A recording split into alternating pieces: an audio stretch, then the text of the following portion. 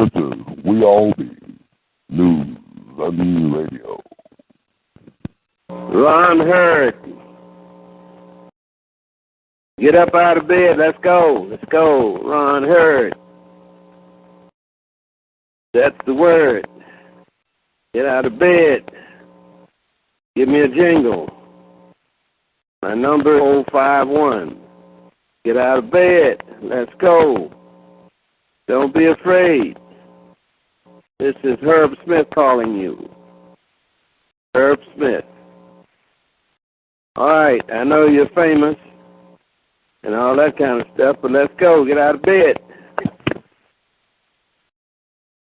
And welcome back, family, to another wonderful edutainment edition of the Artivist Presents We All Be News and Radio. I'm your host for the empowerment segment, Brother Ron, also known as R2C2H2, the Artivist. And feel free, family, to join us for this wonderful exploration, vacation, journey to the other side of the gurney, behind enemy lines, all right? So today's topic, of course, is Charleston on my mind. Okay, I talked about my personal mama thing, and Confederate games. Okay, we got a lot to talk about this news cycle, so feel free to join in the conversation. Area code 646-652-4593. That's area code 646-652-4593. If you're scared to go on the air, we'll open up the chat line shortly. But without further ado, we want to get down to the nitty-gritty and to the grind, to the end of the wire. Hold on, family. Just doing the people business. Okay. All right. We'll get down to it. Talking on my mind and Confederate games on We All Be Radio. So that's it. Ready for my people to call in. I know a lot of people lined up. We got like a little kind of guest kind of thing going on here. And there's a lot to talk about, of course. We just saw the funeral of Reverend Clemente Pickney. It's interesting about these names because when you saw his name, you think it should be Clemento. But they say it's Clemente. So you got an A, I mean, I guess, whatever. Clemente Pickney, he had this funeral. It's like a state funeral, really. President Obama did a eulogy. Did his best impersonation of Al Green under duress. But it was great, nonetheless. Effective communicator. One of the great speech makers of all time, President Barack Hussein Obama. And also we had the passing of the Supreme Court ruling on same-sex marriages. All that happened on Friday. Also, we're dealing with the Confederate flag issue. And we're going to talk about that because I think it's very fascinating, the timing of everything with the Confederate flag and the same-sex marriage and the assassination of Brother Pickney and the slaughter of his congregation at the A.M.E. Church. Brother Emmanuel, the oldest black church in the South, and the oldest congregational denomination in America of African American religion, Christian religion, I guess, the AME, the African Methodist Episcopal Church. So we're going to get to the phone line shortly. Let's see. We got area code 914. Y'all on the air. Welcome to We All Be. Hello? Yes, it's Sister Jean. Hello? Hello, can you hear me? Yes, it is, Mr. Harry. How are you doing? I'm good. How about yourself? You doing all right? Well, I'll tell you what about me. You know, I'm a little bit older. Mm-hmm. And I've seen so much. But this is my second church bombing slaughter. Well, he didn't bomb, but he may as well have put a bomb up in there. And not to say that other churches haven't been burned, because I still haven't gotten over the church at Ferguson. You know, the church at Ferguson got burned, too. Right. During the riots after Ferguson, and we still ain't got to the bottom of that. And then I heard they shot up in the church up over there in Memphis the same night. Mm-hmm. So, you know, it looks like an attack on black folks that are innocently going about their daily lives. And they've always done that. So my heart has been heavy for a long time. And it's even heavier as we talk about these issues. You want to talk about the flag? I'm going to tell you something about that flag. I don't call it a flag. I call it a rag. Mm-hmm. That rag says the white racists that they can treat black folks any way they choose. And that's what that rag means. That's why it has to be history and not presentry. Yes. It took one black woman to risk her life and take down that Confederate rag. She climbed up that flagpole in the shadow of death. And lo and behold, it was two black men that undid what she'd done by raising that rag back up. Black freedom has always been about single acts of courage. Mm. If we as people as a whole I'm talking about now, can ever begin to think that we all need to be courageous and perform courageous acts, we'll be a lot further along. Black folks have to decide one thing now. Do we lay our lives down and put it on the line and our livelihoods on the line, or do we keep our backs bent and allow the white man to ride us? Mm. And that will pose a different question. Who exactly will be the beast of burden then? Mm-hmm. I'm here to tell you, Mr. Hearns, and you know I know. You know better than a whole lot of folks out here that talk to me through Twitter, that talk to me through LinkedIn, that talk to me on an everyday basis, exactly what I do know. And one thing I'm going to tell you, black folks, I told them 2 years ago, we got to get right or we got to get left. Well, we done got left now. Okay? If we don't get what we need and get it before May of 2016, we won't get anything for another 50 years. Do you hear what I'm telling you? That's what I hear. This country, when it swings all the way left, it swings all the way back right. It happens every 8, 12, 15, 20 years in this country. You're going to get a Republican president. You heard it here first. You're going to get a Republican president. If you don't get what you want, if black folks don't get what they want now, you ain't going to get it. And you ain't going to see nothing for another 50 years. Because when they put that immigration bill through, you're done. Mm. They won't need your vote no more. But they need it now. And this may be the last time they need it before that immigration bill.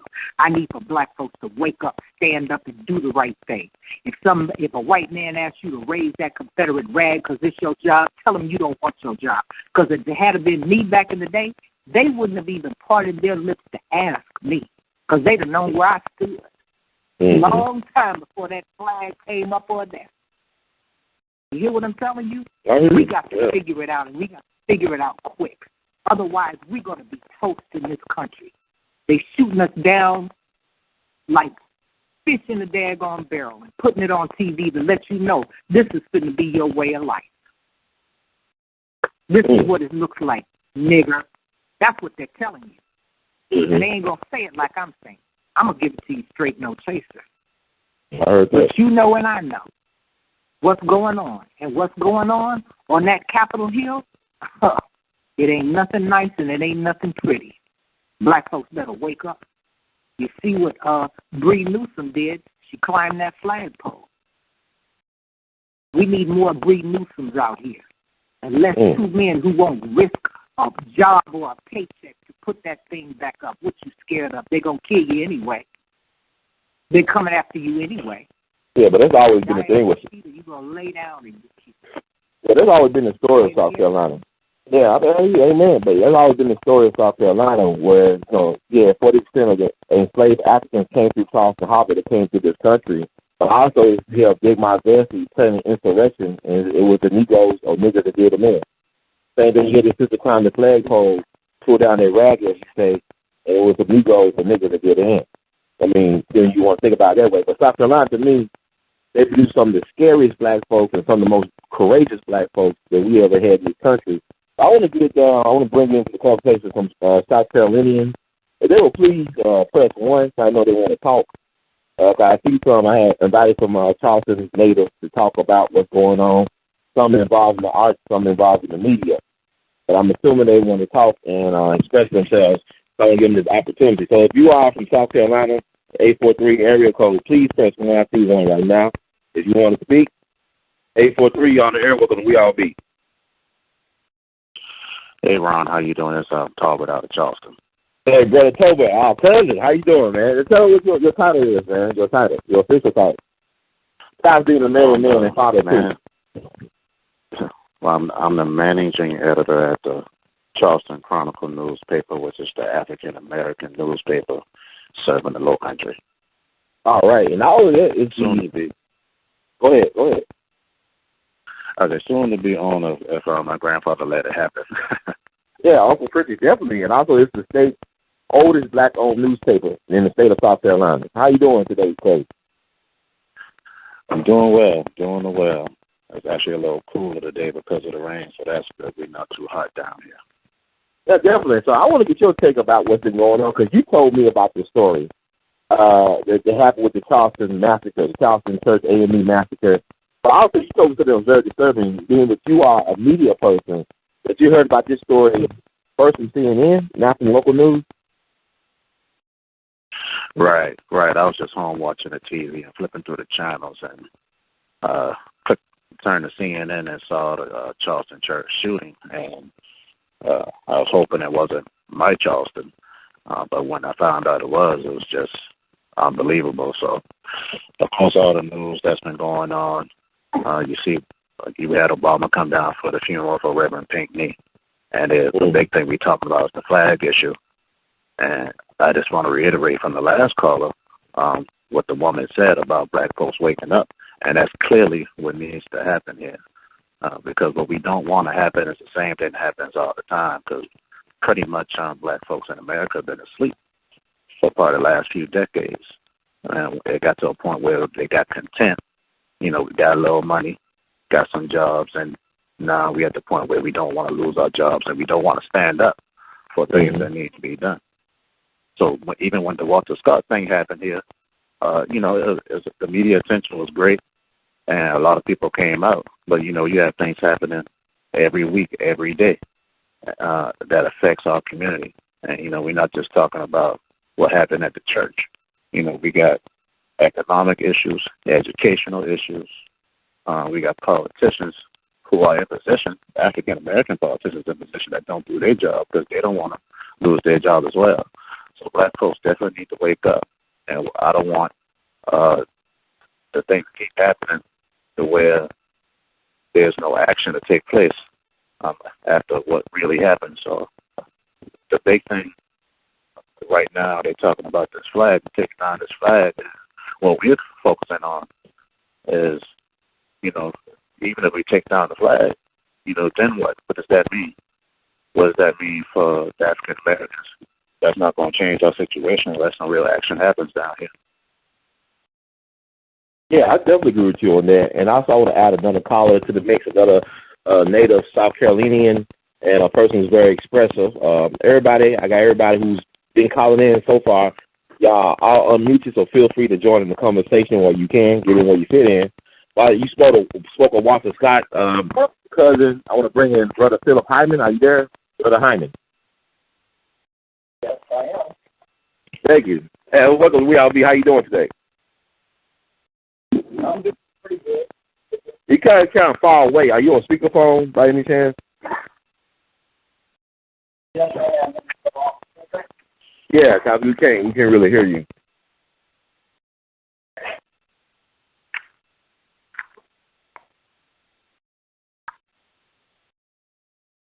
think I lost. Okay, maybe he'll call back in. The call dropped. Cousin Tobert, are you there? Yes, sir. Yeah, I want to ask you about this Confederate flag thing. I think it's kind of curious that all this movement, this big push to tear down or bring down anything Confederate related that happened after the massacre. Do you think this is what do you think is the big play here? What is going on? What is really the big play with the Confederate flag movement, monument movement? Well, I think a lot of it is a political game. When Governor Haley, she made a big announcement on, I believe it was Tuesday, or whatever day it was, that she supported it. Just 2 days earlier, she thought it was okay.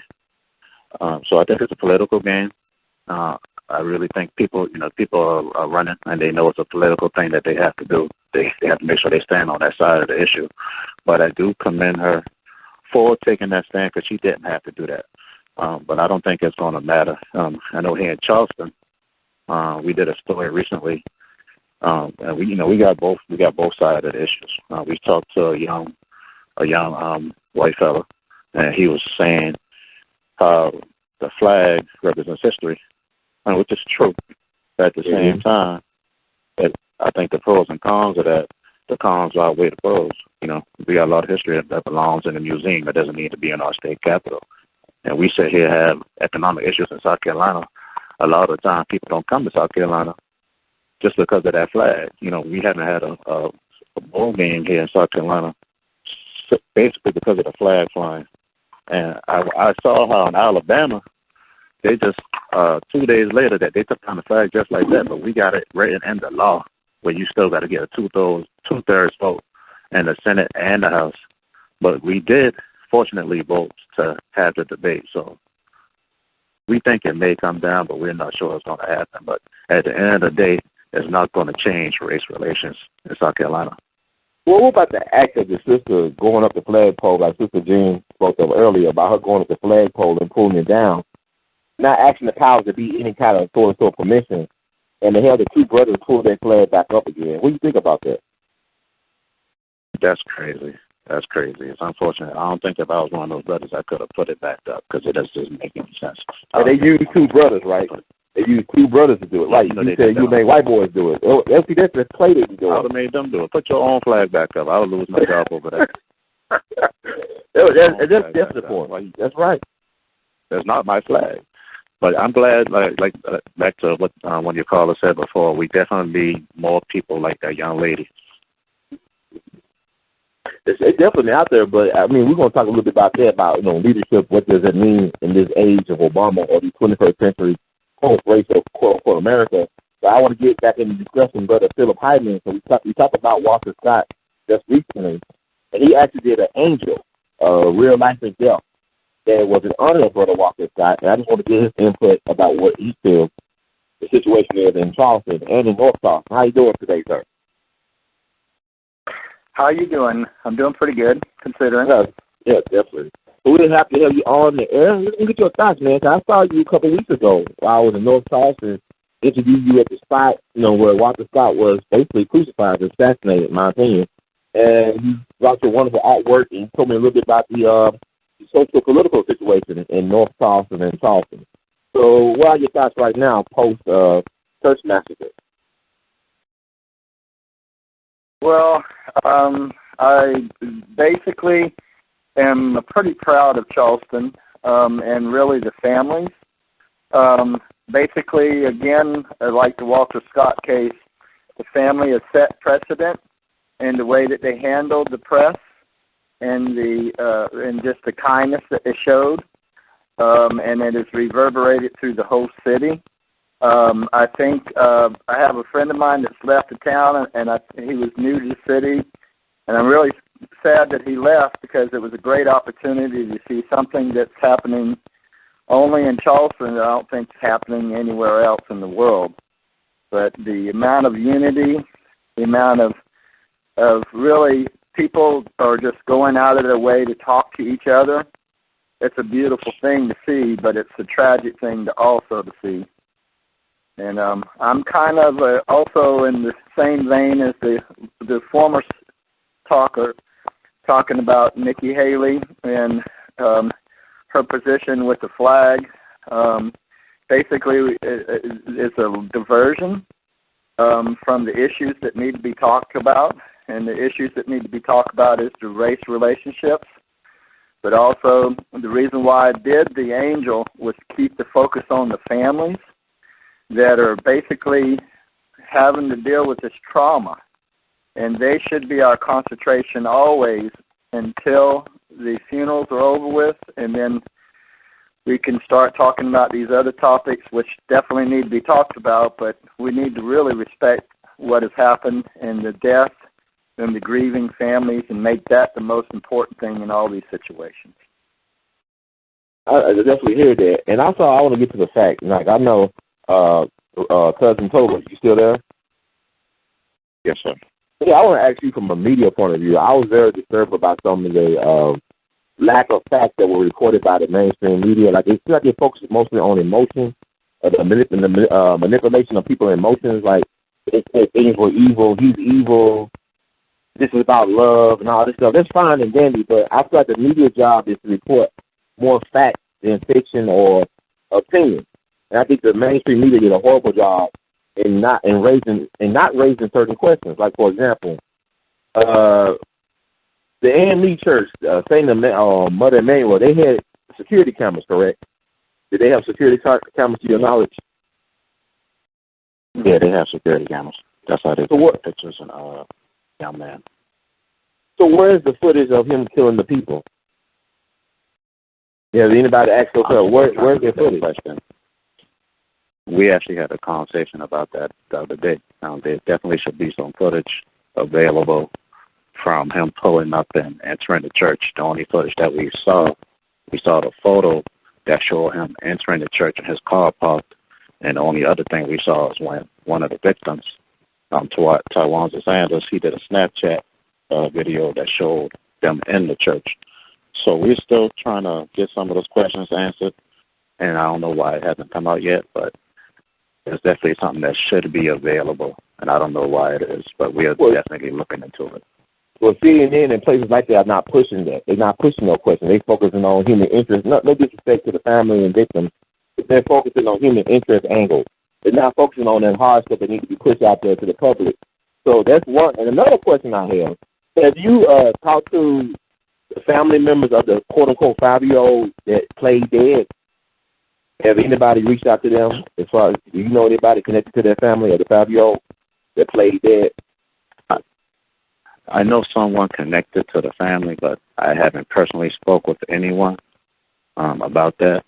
I know what I've heard is some people outside of the situation trying to actually blame some of the victims for what actually happened. They trying to say that they could have did more. How did they let everyone get shot? But you're not in that situation. I'm sure that was something that they didn't expect. I'm definitely in a state of shock. So how could you expect someone to stop someone from doing what they already had planned to do? It was already known that Mr. Sanders, the youngest victim, stood in front of his mother and stood in front of some of the elderly that did get killed. Right. So I don't understand some of those mindsets. Now that's good. I'm glad you raised it up because it's easy for people to talk to, quarterback, Monday morning quarterbacking as they call it, to talk about what the victims should have done. But most of the people he killed were elderly people or older people, with the exception of Brother Sanders. And it was like about 13 people there, or they said 13 people was there, and 9 people got killed, 6 women, 3 men. So it's like, but my thing is that as you being a parent, can you believe? I mean, just think about your point of view, like just on your intuition or instinct.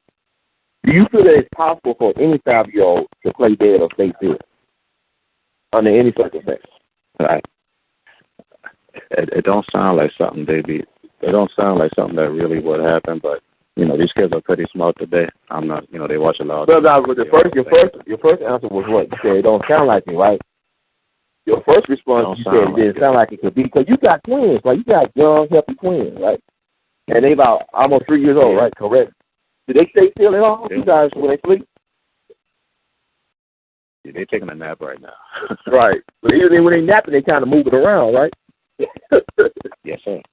Yeah, so that was this thing. I'm not trying to say this exception. Like you might have some precocious 5-year-old kids, but what I'm saying is, even with the guy, they never showed us any pictures of him getting in and out the car.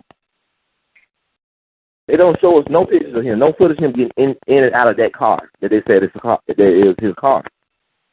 And then for him to drive over 200+ miles without nobody seeing him or reporting him, because I've been to Charleston. Y'all got a strong police presence in Charleston, correct? Pretty strong, yes, sir. Yeah, I mean, it's a tourist destination, so you got a lot of interest downtown. So for him to be able to get away like that, and the APD and all that stuff, it's kind of strange to me. And the only thing they did record was that he was 21 years old. They knew that for 30. And then the pictures, it seemed like it cleared the pictures up pretty well after they identified who this person was. So this is the things I want people to start thinking about. Because I think people are asking these questions. It's not right. I wouldn't blame the victims at all. But I am curious now. You have interviewed Brother Pickney before, right? The Reverend Pickney. You have interviewed him for your paper. Yeah, he was actually in the newspaper. The last edition, I was doing the first trying to talk about churches together to talk about the gun violence. All right, cool. And what type of person was he from your point of view? You interacted with him. I tell you, first thing is he's very smart, very intelligent man. The first time I met him, we were talking about just some business things. He's a very technical person, very knowledgeable, and very passionate, and do anything he can to help.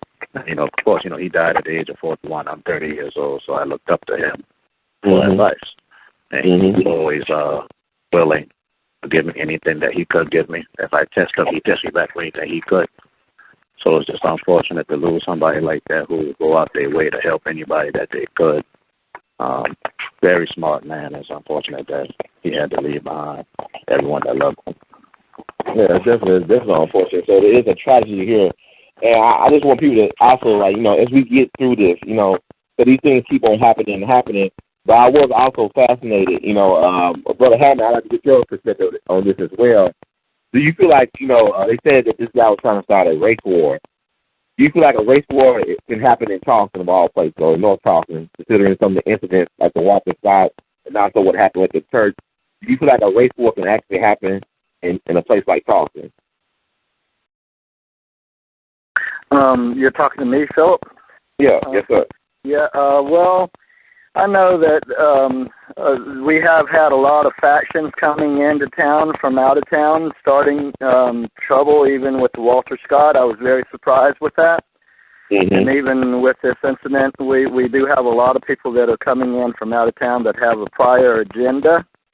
So it's kind of a thing to really watch. It was amazing to me to try to figure out who is local and who's there just basically coming in to start trouble, because with every one of these incidents, I'm a firm believer now that I've been involved in it, that they do have people that come in with their agenda and start trouble just to try to start the controversies. So I have to gauge that on what's going on in reality with my neighborhood and the response. I think that we do have a lot of people that are angry, but I've been very, very encouraged to see how people have handled this and then have reached out in kindness. So it kind of diffuses some of the anger, but I can see it boiling underneath the scene.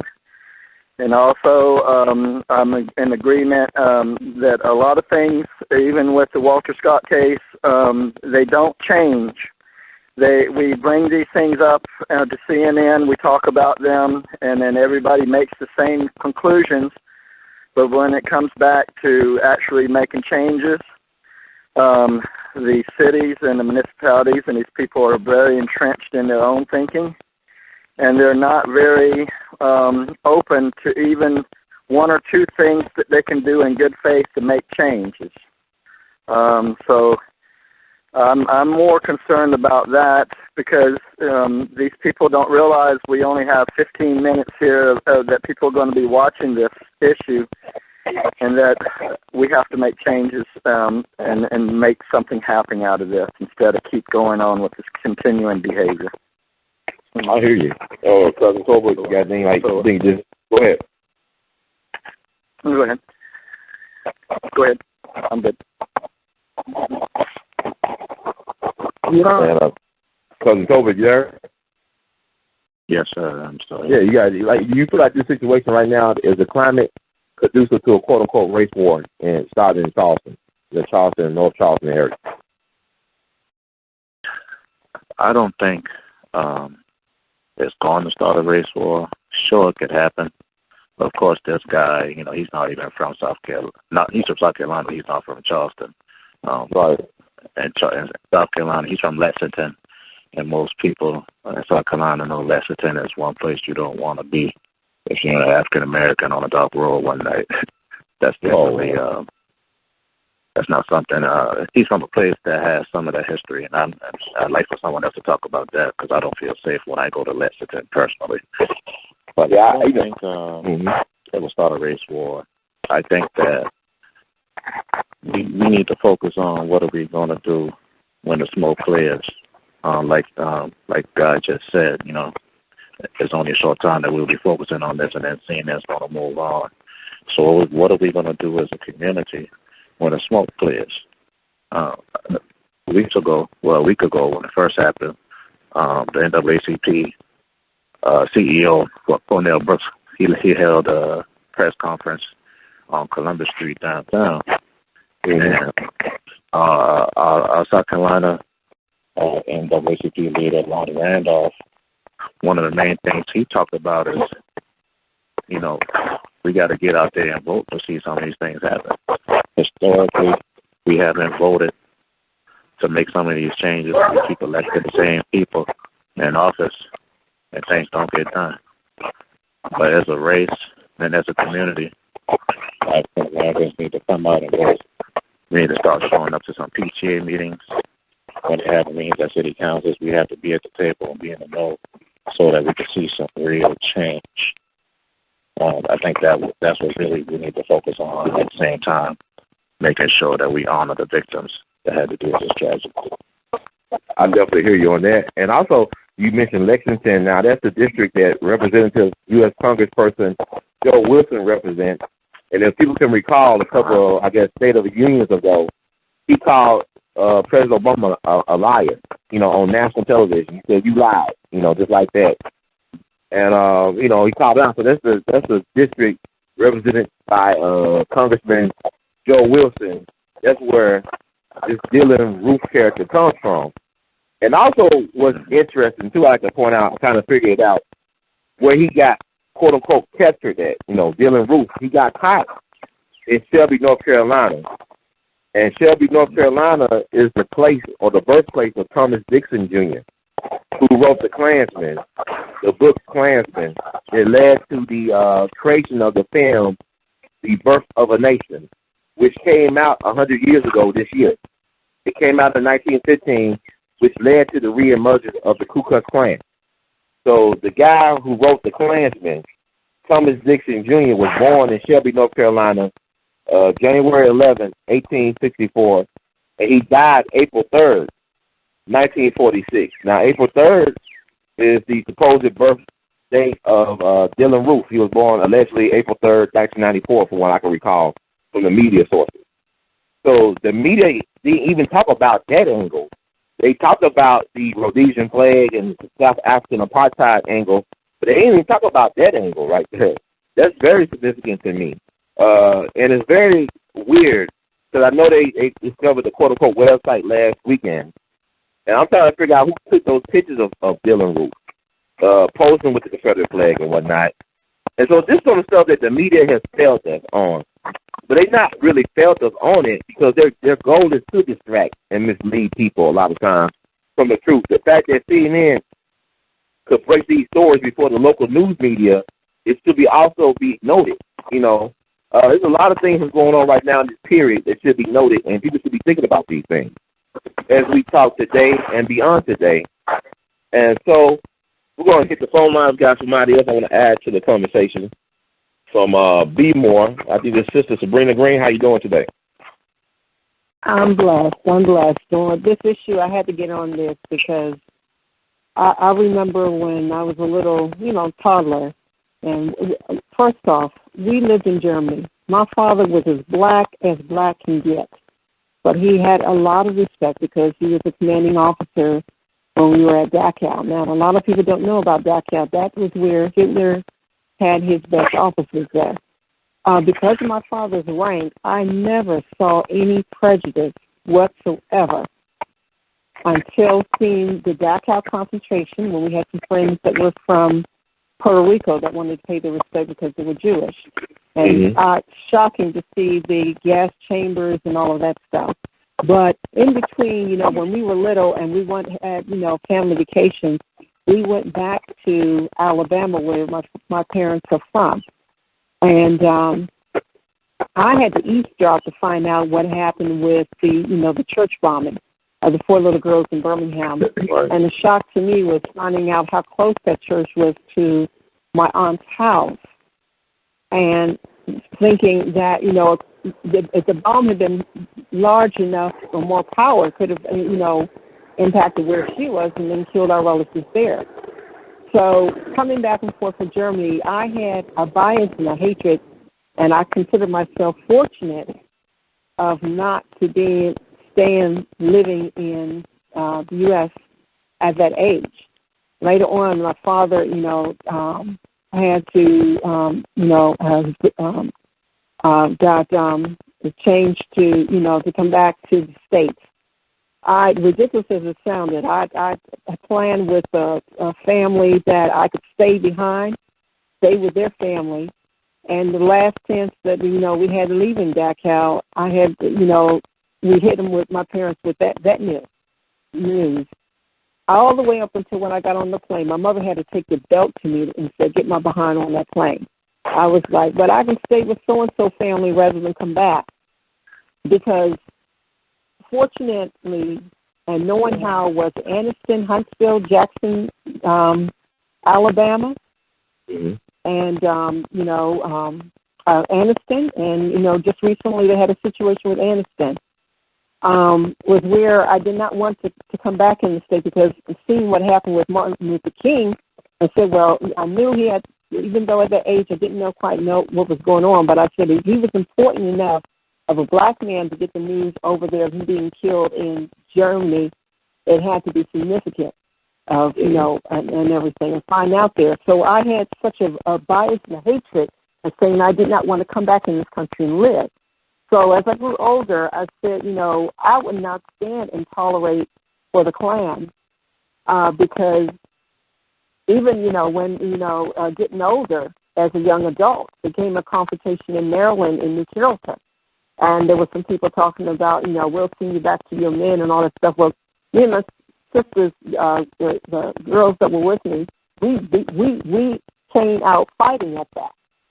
And another time when I think was in the early 2000s when Glenn Denning was governor, the Klan would always try to march in Annapolis, Maryland. And we had tried to do that. But even before in Washington, D.C., that's one of my days of getting involved in activism. Because I remember when I saw them beat down a black person, but they allowed for the Klan to march down the street. The early 1980s, it was prevented by a number of people there. And I had my son there to see it for himself. And, he would tell us, family, friends, and that when we were in the car there, this Pennsylvania, Constitution Avenue, Pennsylvania Avenue, yell out, say, well, that's where we stopped the Klan at. That's where we stopped the Klan at. And people were like, what? And, because I saw that was important for him to see that. And then later on, later in the 1980s, when they allowed for the Klan to march to the street, and I saw that happen. And when I saw a person that survived from Attica, as the police beat down an attack on him, and I let him have it because a little while before that, now I think it was a week or a couple of weeks before, it was found out that in Manassas, Virginia, they had uprooted a burial place that the Klan and them were apparently. What they were doing was kidnapping black men from Washington, D.C., and would go involved in what they call coon hunting, with chasing them and all that stuff. So that had came out before that march. And before that march, what happened is it was back and forth with the volleyball. The Klan didn't have a right to march. Then we found out from the media that there was a hearing that was being held on Saturday night to allow them to march. And, police were, even the chief of police in there were crying and saying, please don't let it happen. So they did allow it to happen. And what we saw was that the police having the lines, they were attacking on the people that were protesting against the Klan, which was a mixed people, black, white, everybody.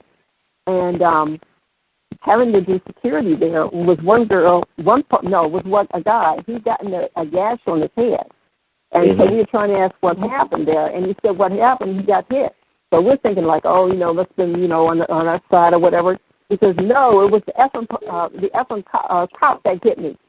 And I'm like, whoa, what is going on here? So then as it would move down Constitution on up to the Capitol, that was when the Brother of Africa got the beat down by the police. And I saw that. I was all over everywhere, television, of saying, you know, of me calling the police and all this, and having them, police dropping their heads in shame and that. So my thing of this is, as we saw them march in Washington, D.C., they were 20s, 30s, and then in early, 2000, when Williams was the mayor, we saw up in the thousands. And I was like, wait a minute, this shouldn't be happening. Mm-hmm. And they said, yeah, but we got so much more on our side, you know, people protesting them. I said, no, if they're brave enough to come to Washington, D.C. march in the thousands, then that shows you there's a lot more than what it is. Now, what they also at that time, they put in place what was called the National Alliance. The National Alliance is where all hate groups, KKK, whatever you call them, skinheads, whatever, they did a coalition to get larger, and this is what is in place. So we focused on the KKK, but then recently in Maryland, with the governor and with the county executive of Anne Arundel County, have allowed for the League of the South to come in and make chapters. Maryland has not said anything, and it's quite interesting that with Hogan so-called as having to take time off with cancer treatment, where he's not said anything of this. Now, all the other states, including Virginia and such as that, have been saying, yeah, with the flag taking it down. It's more than taking the flag down. What you had to go to is what happened is going to Sears, eBay, Amazon, the people that were selling those Confederate flags, and demand that they stop selling them. There's other thing, too, that happened in 2004. 2002 was when this black youth was dating a white girl. They were at a house party. He got beat down into the street because of the fact of who he was dating. The Klan and all of them all out here, you know, started coming out with flags upon flags on the cars, on the trucks, on the clothing, bumper stickers and all that stuff. And, you know, the NAACP was considered militant at the time. So what I'm saying here is that it's more than what it is. And then the most insult thing that happened on Friday morning was when the Supreme Court made the decision and how Obama acted fastly on that. One, taking that phone call to speak with the person that had the dispute. Second, of his, statement, conference or whatever that he had from the White House early morning. A lot of people looked at it, and I haven't heard anybody say anything just yet, but a lot of people looked at it as being very disrespectful for the fact that he was supposed to be doing his eulogy on Friday, and what he did to stand up for the Supreme Court decision and gay rights, and within 2 hours, you know, change the colors of the White House on the Facebook profile, and then later on at night to change the colors on the White House. That could have been done later in the evening. That day, and from what we all know, is that he did know, Pinckney and I think another church member, that day belonged to the, you know, the eulogy and the respect that should have been given to about the people that have been victimized there in Charleston.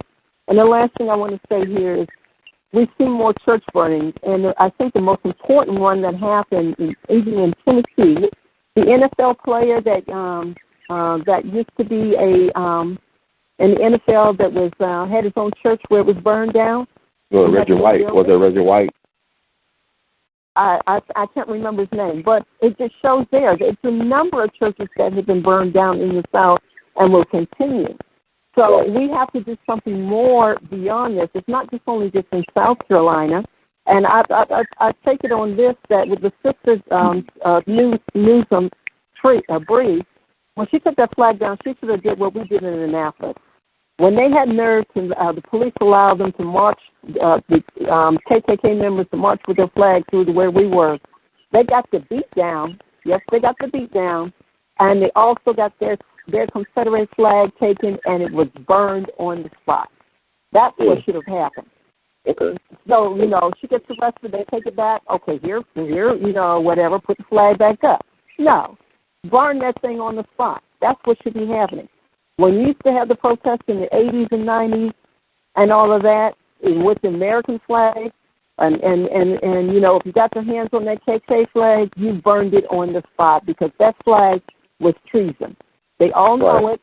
And as you know, you look at the, matter of fact, go to the website, website of League of the South, and see how Michael Hill has stand strong advocating for the roof guy and the organizations that backed him, as well as the, what is it called, Conservative Council. Yeah, that seems like, how they're trying to claim, saying that they have been victimized in the situation. You look what the judge had to say when he had his hearing about saying that the concern of with the Ruth's family and that. So, what we have to do stand stronger on this in demand. It's not only South Carolina, but it's all over. And well, let me interrupt you. Yeah, I understand that. I'm glad you said all what you said, but I want to see, this is stuff that people don't get on the regular news. And also I want to add to that, add further insult to injury to black folks. I don't know, people don't know their history. Well, that's why I'm concerned about this Confederate flag, man, because folks don't go to museums, and that's the problem. You want to put it in places where folks can't see it or read about it. So to me, the original Confederate flag is the American flag, okay? And I'm going to prove this by this story I'm going to share with you all, because this has not been put in the news like the way it should. July 5th will mark the death anniversary of Brother Henry Lincoln Johnson. Brother Henry Johnson was a proud fighting member of the Harlem Hellfighters, the National Guard, the New York National Guard, 369th Regiment. He never got his just due while he was alive. He died at the young age of 32, a broken man. The government did not pay him his proper veterans compensation, none of that stuff. He never got the Medal of Honor like he should. Like, I like to put it this way. If Sergeant Alvin York, who was a World War I hero and was played by Gary Cooper in a movie back in the 40s, I believe, if he was Mickey Mantle, then Henry Johnson was Willie Mays, in my opinion. This man was a part of a regiment that was disowned by the United States government. They was disowned by the United States government. Hear me once again. They volunteered to fight for the country to keep the world safe for democracy, and they was disowned by their own government at a time where black folks were getting lynched every day and a half in this country. So think about that, okay? And also, before they went overseas, they were stationed, guess where? Spartanburg, South Carolina. Once again, they were stationed in Spartanburg, South Carolina. These brothers from New York and Puerto Rico and all other parts of the country. And they almost had a race war down there in Spartanburg, South Carolina, because the local people down there didn't like these uppity niggas with these uniforms on, with these ideas about equality. And the only reason that race war did not happen in Spartanburg, South Carolina, because it's an old saying. They said that music soothes the savage beast. And when you're dealing with the beast of white supremacy, ain't nothing better they like than some black music. So they were lucky to have in the Harlem Hellfighters the one and only James Reese Europe, a brilliant visionary musician who actually used music to calm the crackers down in Spartanburg, South Carolina. And soon thereafter, they were shipped overseas. Now, the reason why I bring this up is that the Harlem Hellfighters, 369th Regiment, which was adopted by the French, they were probably the most decorated regiment coming out of America. They was on the fire. They was on the consecutive fire longer than any group from America. They was on the consecutive fire for 191 straight days. They was taking fire from the enemy for over 191 straight days. They never lost an inch of ground to the enemy. They never lost a person to enemy capture. All right? So they all got awarded the Croix de Guerre. That's the French equivalent of the Medal of Honor. Okay? And so you have people like Henry Johnson who saved his friend from getting captured by the Germans. This man held out 24 Germans by himself with just a bolo knife. Okay? He had just one knife. He held out 24 Germans by himself and got stabbed over 21 times and shot. And he still survived to only get disrespected by his country. He was so great and brave that even somebody like a white supremacist cracker like Theodore Roosevelt said that Henry Johnson was one of the 5 bravest Americans of the entire World War.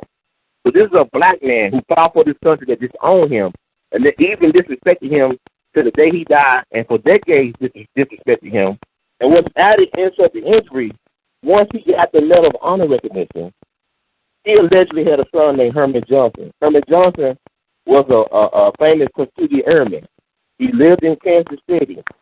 He died in 2004 at the age of 87, but he spent the majority of his life fighting for recognition for a man he thought was his father.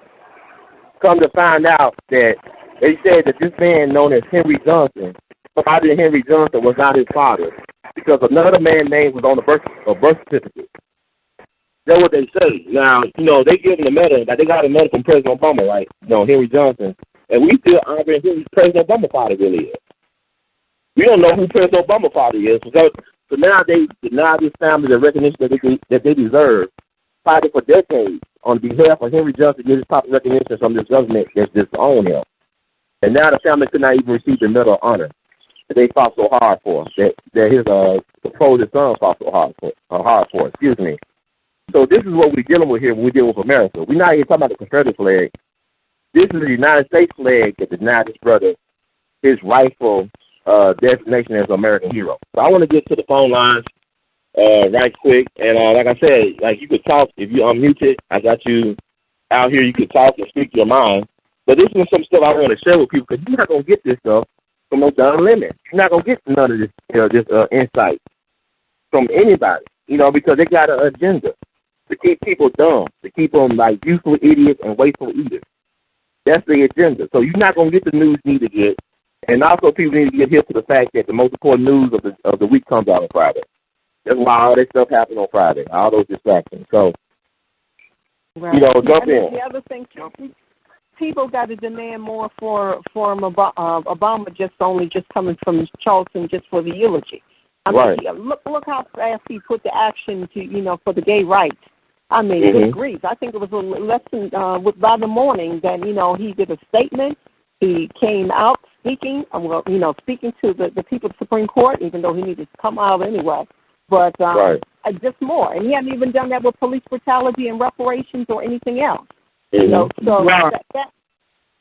that says more than that. And police listeners, let know that there's another person that was convicted regarding the Malcolm X grandson that was killed in Mexico.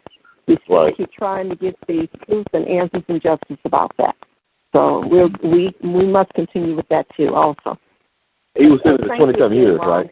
No problem. See, why did Dylann Lemon them not talk about this, right? Malcolm X's grandson. This is not his birthday celebration for Malcolm X, his grandfather. And now he's talking about this big victory done through grassroots organizing in Mexico by the brothers and sisters down there. They're not even amplifying it. And also, what happened a couple of weeks ago, which I was very surprised, was when BET News One did more coverage about the first person that was convicted. And I think that must have happened for them to, Mexico, to do much further to make sure another one was convicted. But we still need more. Oh, definitely. Go ahead. Brother Ron, this is Philip Hyman again. Go ahead, sir. Conversation. I just want to say a couple of things, and then I'll most probably get off and let y'all have it. But one thing that I found very, very valuable to me and anything that I address is we really need to, empowerment is, for me, is educating myself to the total picture of what's going on here. Again, with slavery, we have indentured servitude now still happening in today. And then even if we really look at the beginnings of slavery, basically the whole thing started in South Carolina, and it started by them certain tribes selling out other tribes to be sold into slavery for basically a skin of deer. And then the people found out that was too expensive, and then that's where the black trade started for them importing slaves but originally the first slaves that were working in agriculture in America were basically Native Americans that were turned in basically for their land, an opportunity for one tribe to gain other person's lands, basically. And even with the civil rights movement, a lot of people that have not lived through that really need to educate ourselves and know exactly these stories that y'all are telling now. Everybody needs to know those things because it is also part of our history. But also with even the Irish immigrants, when they came in New York, basically the behaviors in the factories and children working in the factories, we got to look at these things in the context of the time that they were in also. And then I agree totally with the person from the Chronicle saying that we need to vote. But even a step further, we need to take and make sure that we have proper elections. In North Charleston, the city of North Charleston runs its own election. They have people that work for the city pick up votes. They have a lot of things that are very clear violations of the way that an election's supposed to be working. That's the way that we take back the country. We have to take the country back at a small area, or usually at a neighborhood council, and then we work our way up from there. Because obviously the politicians that we have now are not, or have their own agenda, and then the way that the government's supposed to work is they're supposed to figure out what we want, and then whatever that agenda is, whether they believe in it or not, they're supposed to represent. Well, so these are things that are the problems that I see. And as far as there needs to be looking at mental illness, this person that definitely shot these people, there was something wrong obviously there, and we need to look at that. But we need to offer support for mental illness instead of the ignorance now that is going in the country, even at a legal sense with the legislators, but also the court system on mental illness and how to address this, what to look for, and to get to these people before they get to these points of tragedy. Well, Brother Philip, I want to interrupt you on that. Go ahead. You said it was a mental illness. I said it's a system that produced this guy. It's not a mental. I don't think racism is a mental illness or white supremacy is a mental illness. I think it's a system that was devised to give people programs. It blown into full hate.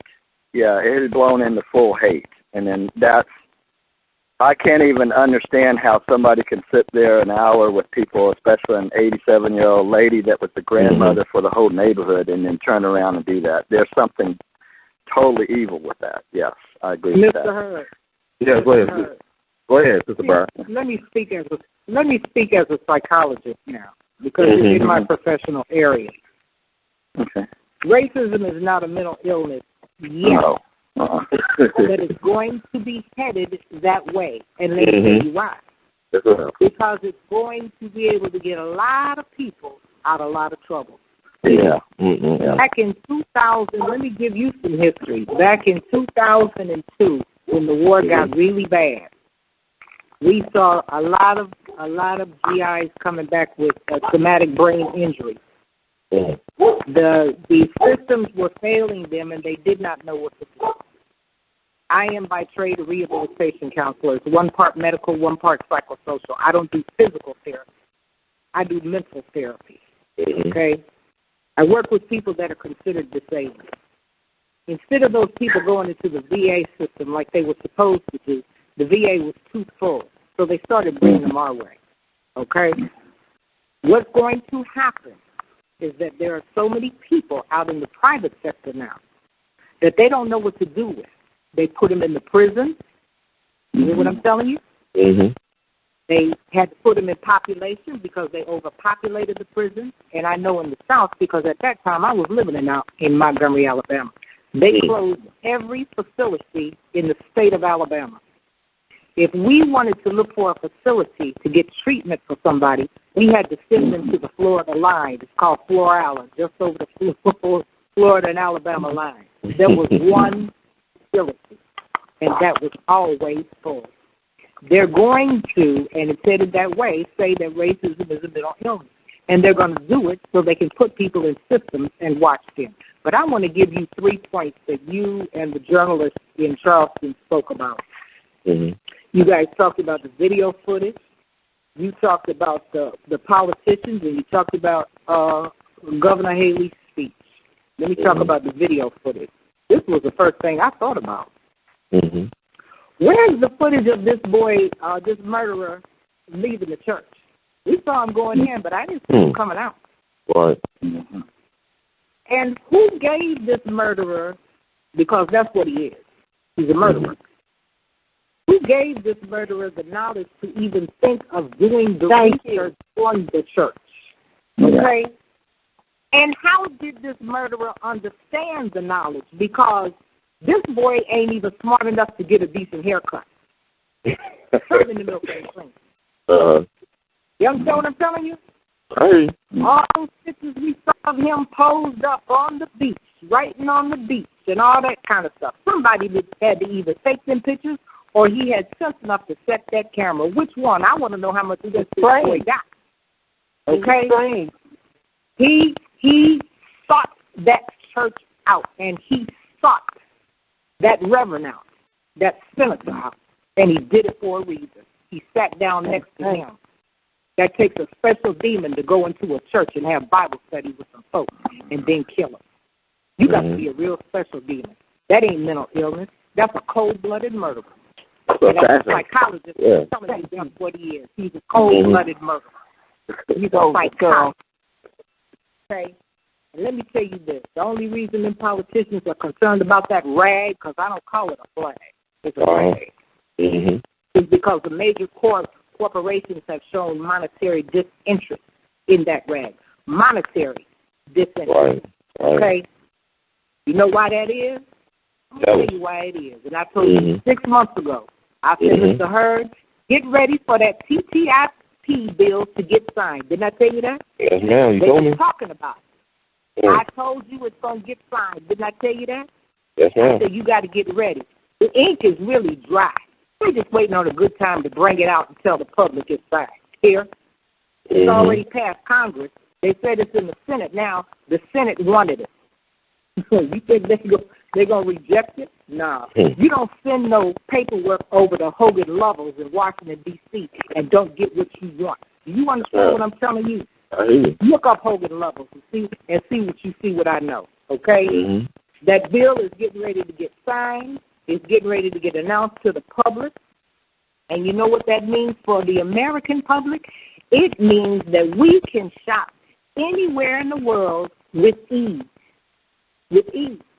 You can go get some Peruvian food, and it won't even get inspected, so you'll get it like you shopping over here in New York or California or something like that. Wow. Okay? That's what it's going to bring us. Okay? Do you for 1 minute think that eBay and Amazon can take a chance on this internet telling these kids, telling each other what's going on in the world and lose customers? They're not getting ready to do that. Please believe you always in this country follow the money. We live in a capitalist system and society. That's what makes everything go round in this country. Money. Follow it to the end, and you'll see where the problem begins. Okay? Now, I want you to go back, Mr. Hurd, and I want you to go back and pull up Haley's speech, Governor Haley's speech. Listen to it real good. She rode that line. She rode the fence. She was on everybody's side, wasn't she? That's right. And at the very end, listen to what she said at the very end. She said, and we're ushering in a new birth of a nation. I'm sorry. I had to laugh at that one. I'm sorry. Sister, go ahead. Okay? There you go. You are real good. And you'll hear what I hear. Wow. What's that code for? That's code for we're going to take this shit back. That's what it's code for. Let's be clear. Let's be very clear. Now, let me tell you this. I was down south. I was down in the deep south. I did a lot of work in the deep south, and I enjoyed myself, but it was hard. You know, you got to fight black folks to help them. That's everywhere you go. Yes, ma'am. Now, look, Google I'm going to send it to you. I'm going to put it over there on your timeline on Twitter because I want the folks to see this. You retweet that. Google just came out with their own set of research on racism. They pulled the research from every place else, and then they put the algorithm in it to see where is the most racism in this country. Well, lo and behold, it comes up from Georgia, and it stops up there in Vermont. The most racist places in America are on the East Coast, and it wasn't in South Carolina. So it ain't about the flag. It ain't about no flag. You understand what I'm telling you? It's about economics. It's about the environment.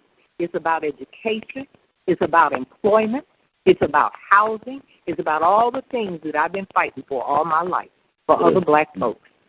That's what that's racism. That's true racism. Racism is the okie doke.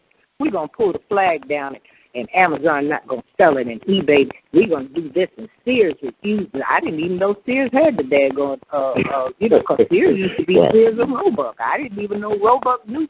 Roebuck let the flag in. I didn't even know black folks were doing that. But you know what? They raised them in these days and times when the black woman is snatching it down, two black men raising it back up for the white man. I ain't never heard of that before, and I ain't never seen such things in my life before. I'm going to tell you, we living in a different day and a different time. If you're scared, black man, black woman, to lose your job, why don't you be even scared to lose your child? Because that's where we headed. When they kill little 4-year-old boys and little 12-year-old boys playing in the park and in their house and accidentally shoot them. But you won't accidentally go to the south side of Chicago with them gang members, accidentally run up on them. Accidentally do that. See? But they're not going to do that. They're not going to do that. Accidentally run up on these white so-called supremacists, because, you know, I don't believe in white supremacy. I believe in white supposed supremacy.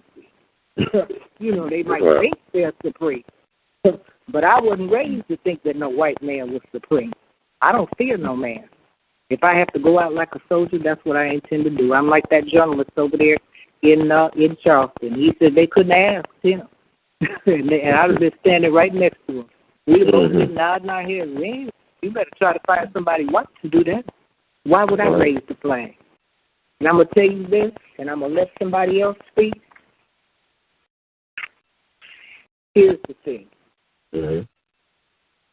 If we don't realize what's happening right now in 2015, the end of 2015, and the beginning of 2016, and I can't reiterate this enough, we are toast in this country. We're through. We're finished. We're going to be a part of the crowd. We done got all we're going to get out of Obama, which was nothing. He came in with a closed fist with us, and he's going to leave out of there with a closed fist. I was mad at Bush, and I'm mad at Obama, and I might be mad at the next one that come up in there. But I tell you what, we had the first man sitting in the Oval Office with no black agenda. And I ain't saying the rest of them agendas that them other presidents had was good. I ain't saying that by any means. But what I am saying is they always had one, so we knew what we were up against. This is the worst system I have ever seen in my entire life. In my entire life. And I've never seen so many young black men your age and want to flee this country and never come back. This looked like something that was happening back in the 60s when they was leaving up out of here.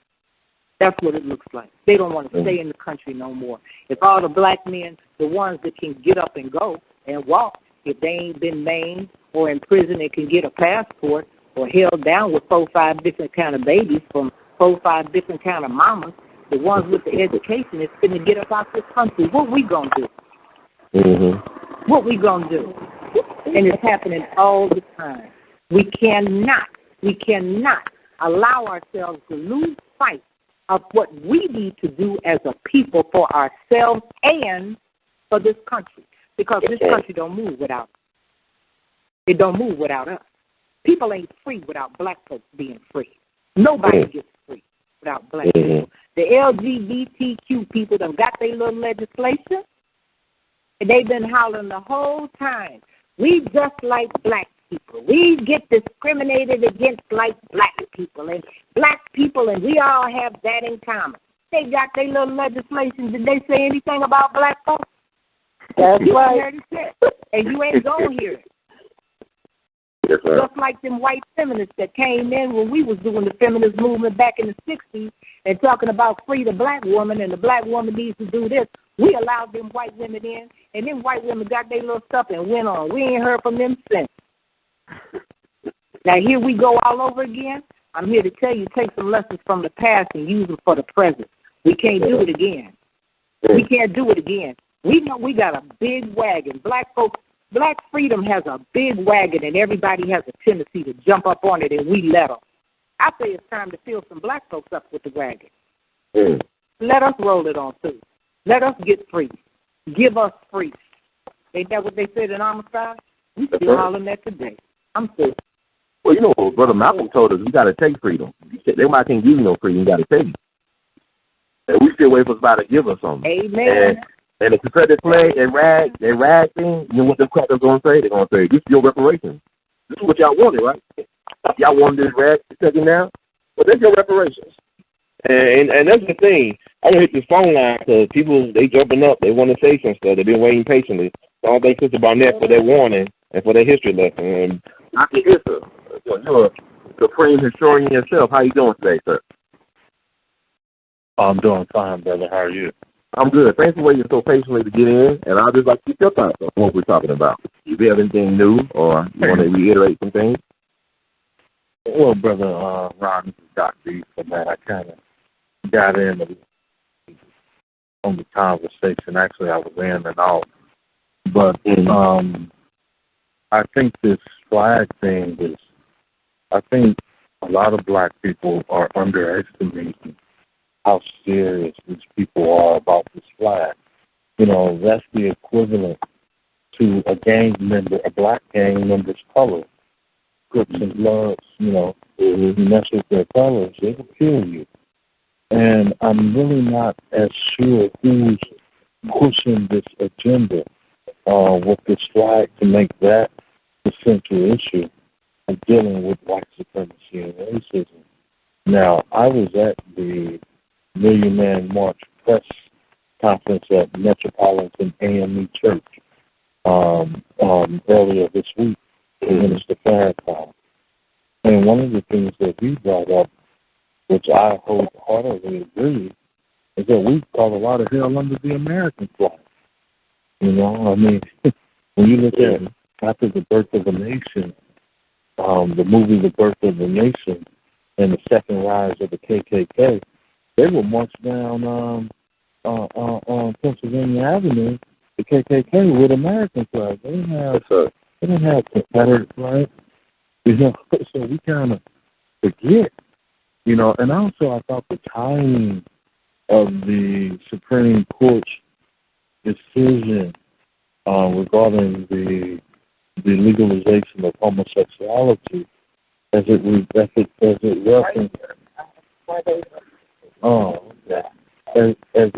it references what was going on in Charleston, South Carolina. I thought that was pretty serious, you know. And I was watching C-SPAN throughout that time. It was almost as if C-SPAN didn't even want to flip over to what was going on in South Carolina. You know, it's almost as if they trivialized this massacre of 9 black people who were massacred allegedly by this guy, Dylann. So I'm not sure what else you talked about. You know, I know on your other show you talked about that book, The Klansman, and right, Work of the Nation, and all of it. Yeah, you talked about that on this show. Yeah, Dr. Heaver. We actually talked about that. Actually, I think C-SPAN was the only one that actually did the best coverage of the film. They covered it from the start to the finish. It was CNN and MSNBC that spent more time on Supreme Court decision as it relates to the same-sex marriage issue. But C-SPAN was the only one that remained true to the coverage of the whole thing. And I thank God for C-SPAN. Black America don't need a CNN. We need a C-SPAN. We need a black C-SPAN. Right. Because they covered the whole thing. Right. I don't care for the punditry. I know more stuff than these fools got in their whole brain. The so-called pundits. I know more things I forgot about. They know all their lives. I don't need them to tell me how to interpret a speech or a song. But my problem with my people is I did not see a funeral on Friday. I saw a musical. I saw Porgy and Bess. This is where Porgy and Bess is from.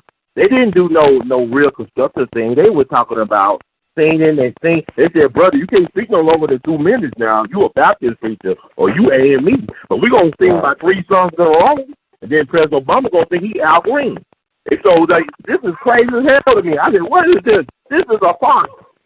This is a farce. You know, this is like what Malcolm talked about. We so far removed from Malcolm, brother, it's ridiculous. And as far as the press conference thing, I respect the press conference, but, brother, we got Dr. White syndrome, or L.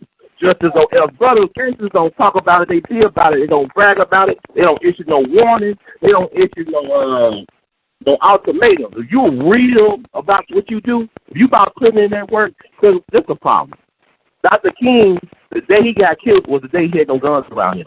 Because every time he went down south, Dr. King had armed guards. He had brothers with guns around him.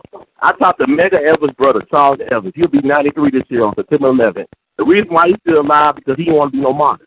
He didn't want to be no saint. He was a sinner. Because before he came down south to take over his brother's place, he was pimping. Okay, he was a pimp, a numbers runner, and he did business with the mob. He took on the mob for control of his nightclubs in Chicago. So he was a gangster. And so he came down there for his brother looking for the killers who killed Medgar Evers. He shot a Delta Airlines flight with 238 with a shotgun on an airplane. Came down Mississippi, stayed down there. But like he said, when Dr. King came to Jackson, Mississippi, he would run to his house because he had all the goons with guns. And when Dr. King did the march against spirit for James Madison, he had the biggest for defense. He had brothers with guns around him. And the day they popped him, because normally when Dr. King came to Memphis, he had all black detective security details from the Memphis Police Department. They all had guns. And the day they popped him, when he had nobody around with guns to protect him. The same thing with Malcolm X up in at the Audubon. When they didn't check folks at the door, when the police started having 3 dozen police deep around the Audubon, when he spoke, that's when they popped Malcolm. So this nonviolence stuff, you're only nonviolent with the folks that's nonviolent with you. See, violence in itself of protecting yourself, that's intelligence, like Malcolm said. It's not violence when you're protecting yourself. It's called intelligence, okay? So self-preservation is the number one law of nature. So when I see black folks talking about we forgive these people, and yet the people up in Boston, the white folks up in Boston, the Boston Marathon bomber say, I'm sorry, everybody. Please forgive me. Well, we don't care about you being sorry, boy. We're going to kill you. But black folks, we forgive you, you know. But my cousin owe me $5. I hate that nigga. Or so-and-so owe me $20. He stepped on my shoes. But a person kill your grandma up in church. Oh, we forgive you. Okay, this is the power that we have as a people. I don't mean to go on my tangent, but brother, go ahead. I'm sorry. I didn't mean to cut you off. I think the brother hangs up. Okay, never mind. Brother Hammond, are you still there? You need to go. You want to say anything about what you're doing in Charleston? No, I'm here. I'm here, and that was one of the points that I would love to make. Is that yes, the Boston people were still angry at the people that perpetrated that. Mm-hmm. And you notice most of the people and the family in Charleston said that they forgive the people immediately. Right. And what a great statement, what a great precedent to set. You know, I think that also helped with the anger, and it helped with the unity. I mean, I've seen some beautiful things. The people having arms together across the bridge of that was, I mean, yes, it was a tragedy, but that was one of the most beautiful things that I've ever seen in my whole life of unity. I've never seen that happen anywhere in the world, you know. Mm-hmm. So I think that should be said. And also that people hear Governor Haley, yes, she's, the quote was that we're going to take down the flag in certain papers, right? But what she didn't say, and what wasn't on the head of the paper, was we're going to discuss to take the flag down. Right. We're not going to take the flag down. We're going to discuss to take the flag down. That should have been the headlines. But the quotes were from certain TV stations, which we won't say, was that, look at great Governor Haley, she's stepping up, she's going to take the flag down. No, she's going to talk about taking the flag down, and she knows how that works.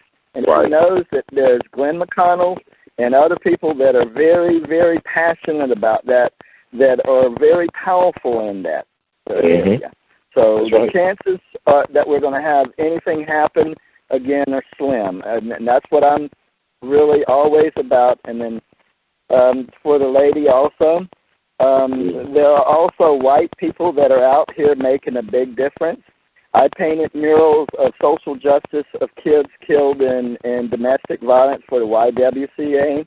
I painted murals at Mary Ford Elementary School. It was the last black school that before integration that actually kept the school open.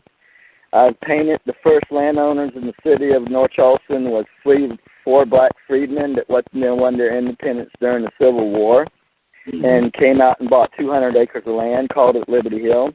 You know, so there are people, but also I'm very unique because I went to a school which was Barnes-Wilson, was a black school before integration, and I survived that time period and saw people killed and murdered going to school, and that's the reason why me as a white person became active for the causes that are basically of humanity, whether you be black or white. The stories that I tell and that I get involved in are more about humanity. And then even with the Walter Scott case, the reason why I became involved in that case was because it was unbecoming of a human being. And that's really where this discussion starts going. What is okay, that is not appropriate for anybody. Wait a minute. Let me just say this. Wait a minute now. Okay.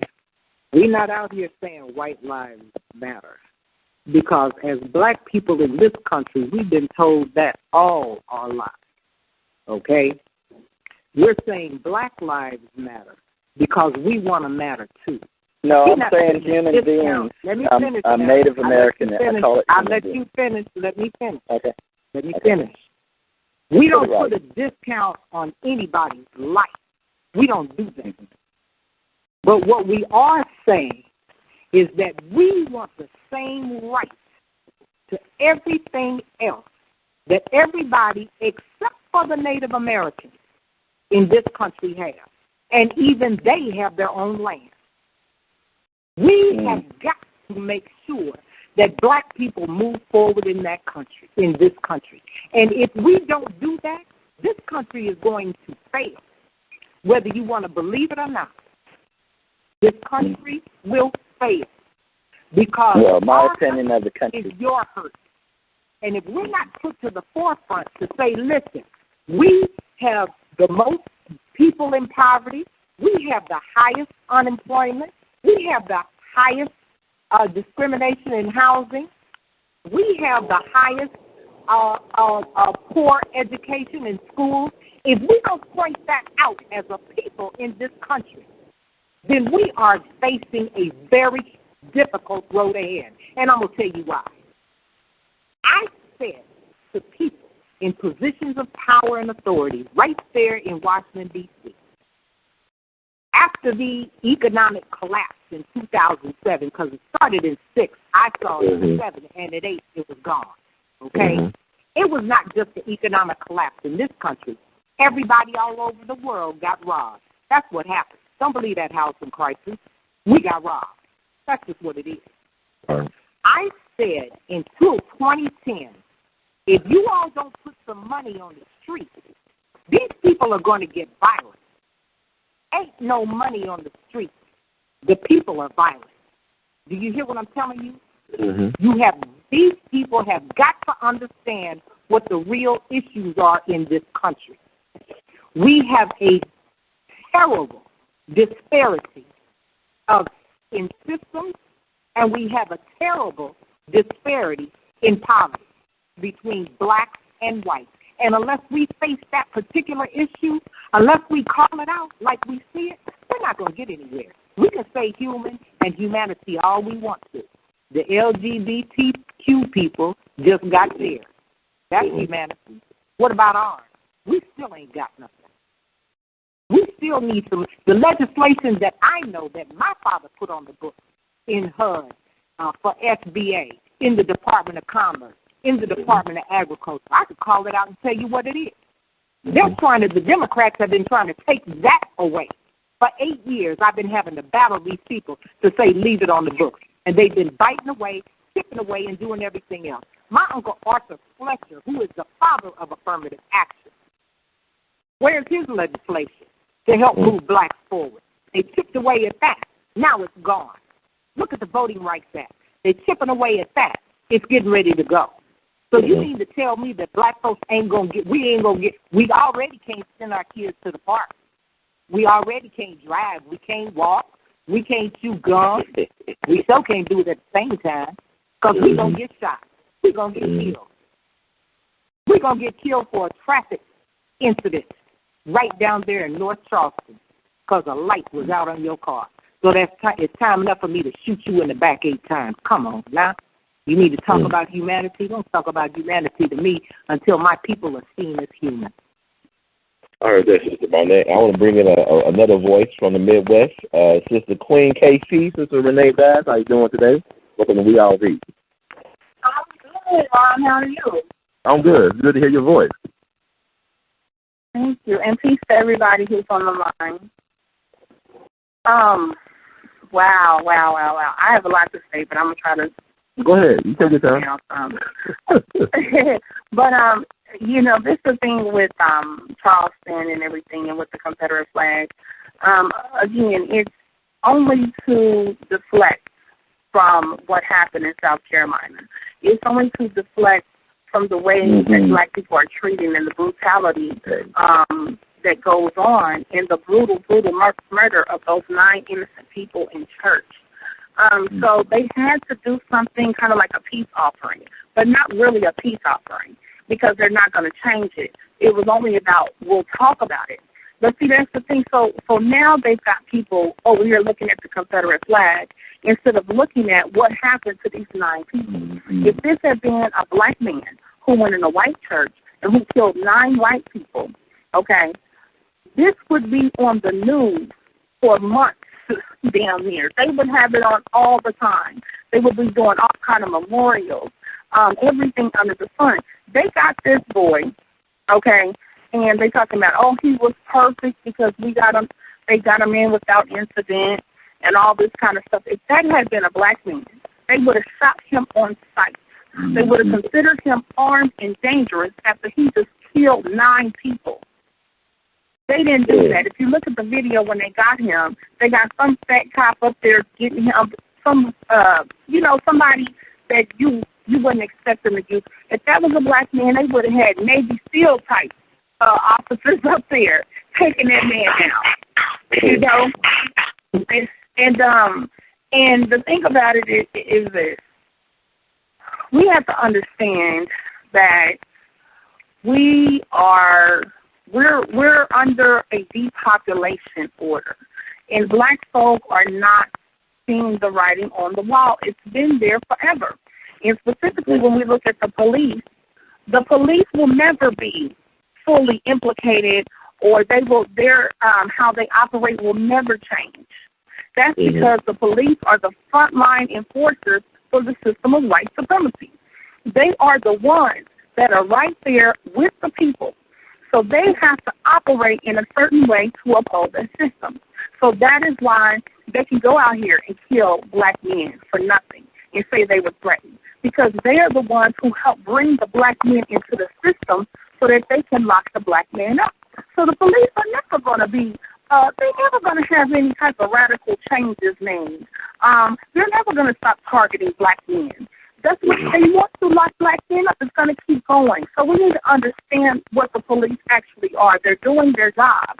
They are not operating out of line with what they're supposed to be doing. So we need to reassess that. The other thing is Obama. He's at the funeral singing old Negro spiritual or whatever and all of this kind of stuff. It was really disgusting to me. It was really disgusting. And like you said, Ron, that was a show.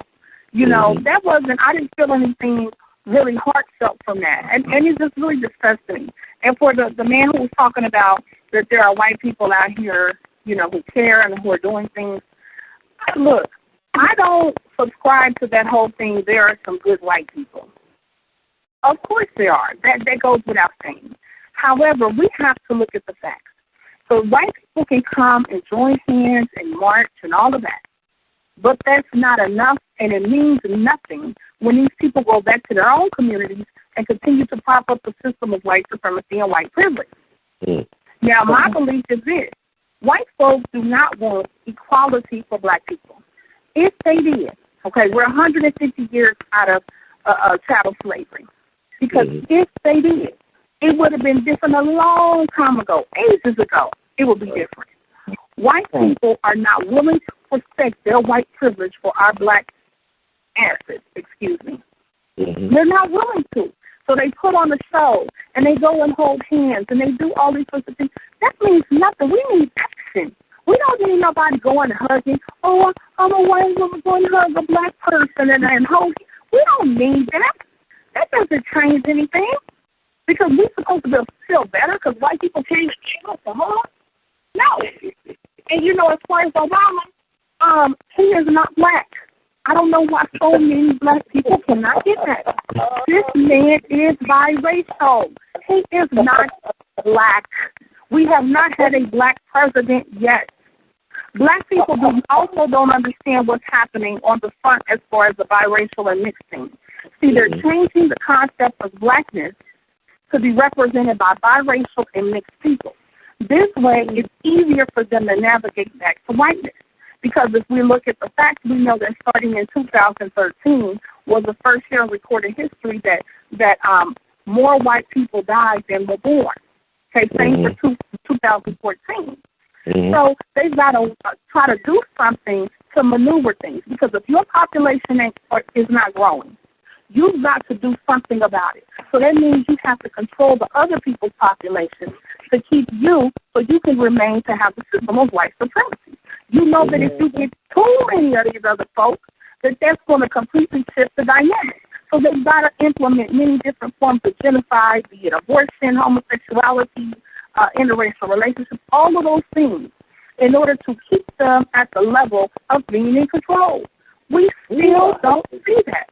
We need to redefine blackness, because this whole idea of the one-drop rule, that was created by the system of white supremacists in order to keep all of their organizations and their legacy and all of their elite this and the other, to keep it as white as possible. So they said, if you have one black relative, I think it's in 4 generations or 8 generations, it might be 8. If you have one, then you are considered black. And that's bull. A black person is someone who has 2 black parents, a black mother and a black father. We don't get that. The black population of people who have a black mother and black father has not grown since the early 1990s. The only part that has grown is biracial people, in which they had that into the black population. We don't understand what's going on. We don't value ourselves. We don't value our blackness. And then let me say this, and I'll be done.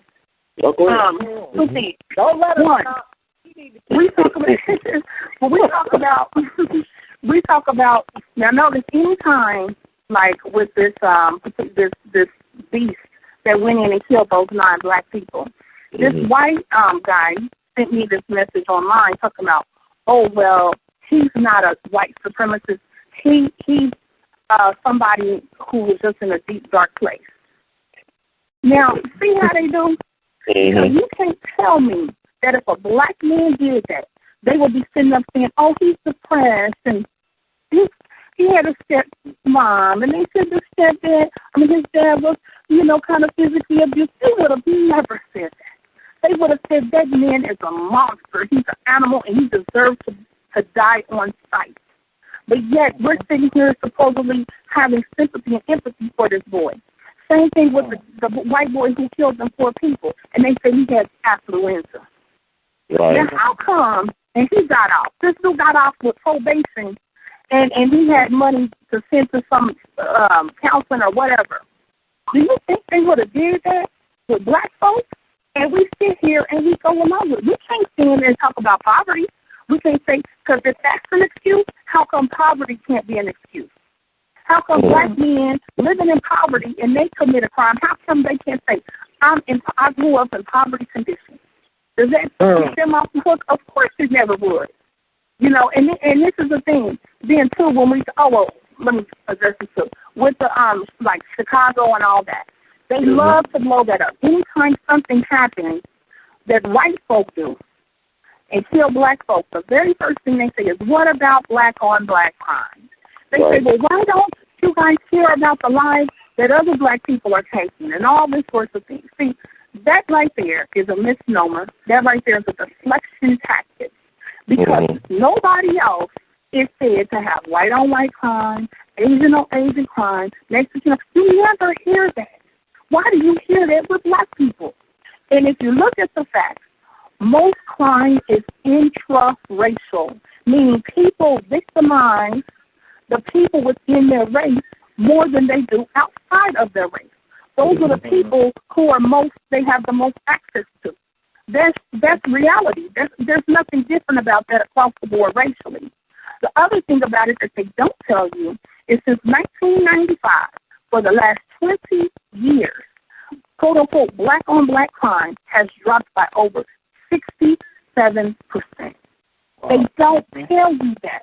They don't tell you. They want to feed you these stories that are fabricated sometimes, that the police manipulate sometimes, and then they want to blow that out there and say, well, we shouldn't have respect for them in their life because they don't even have respect for themselves.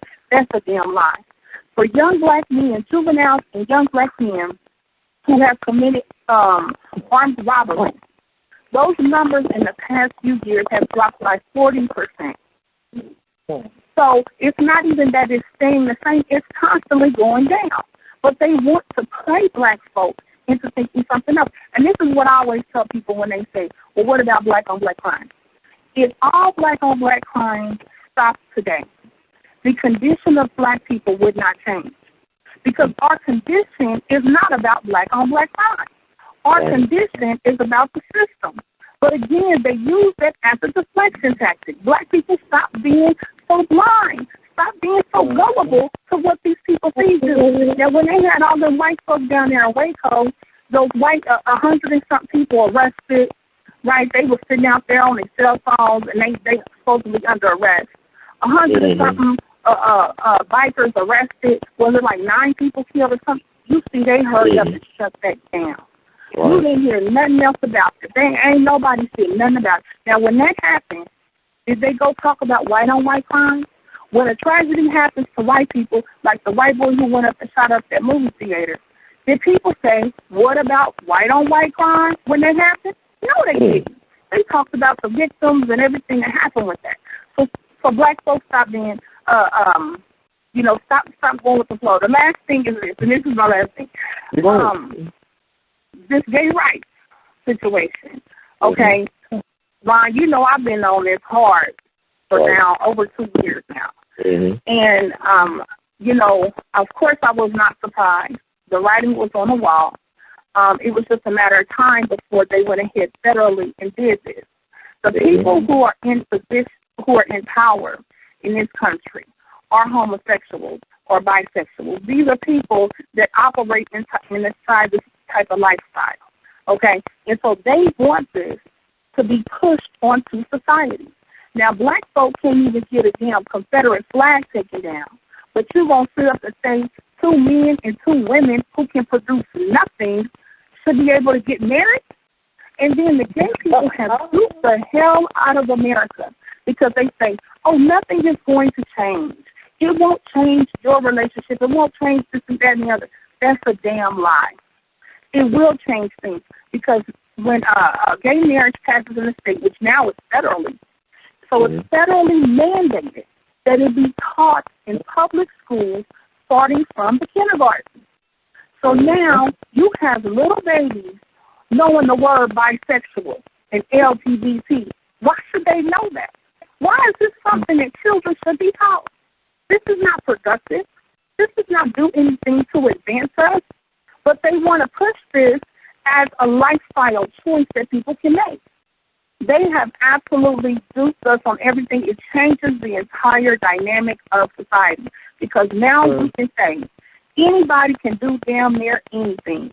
We don't have any rules. We don't have any moral guidelines. The whole purpose of marriage in the first place is because the man and the woman are the only ones who can produce life. And we want self-preservation as human beings.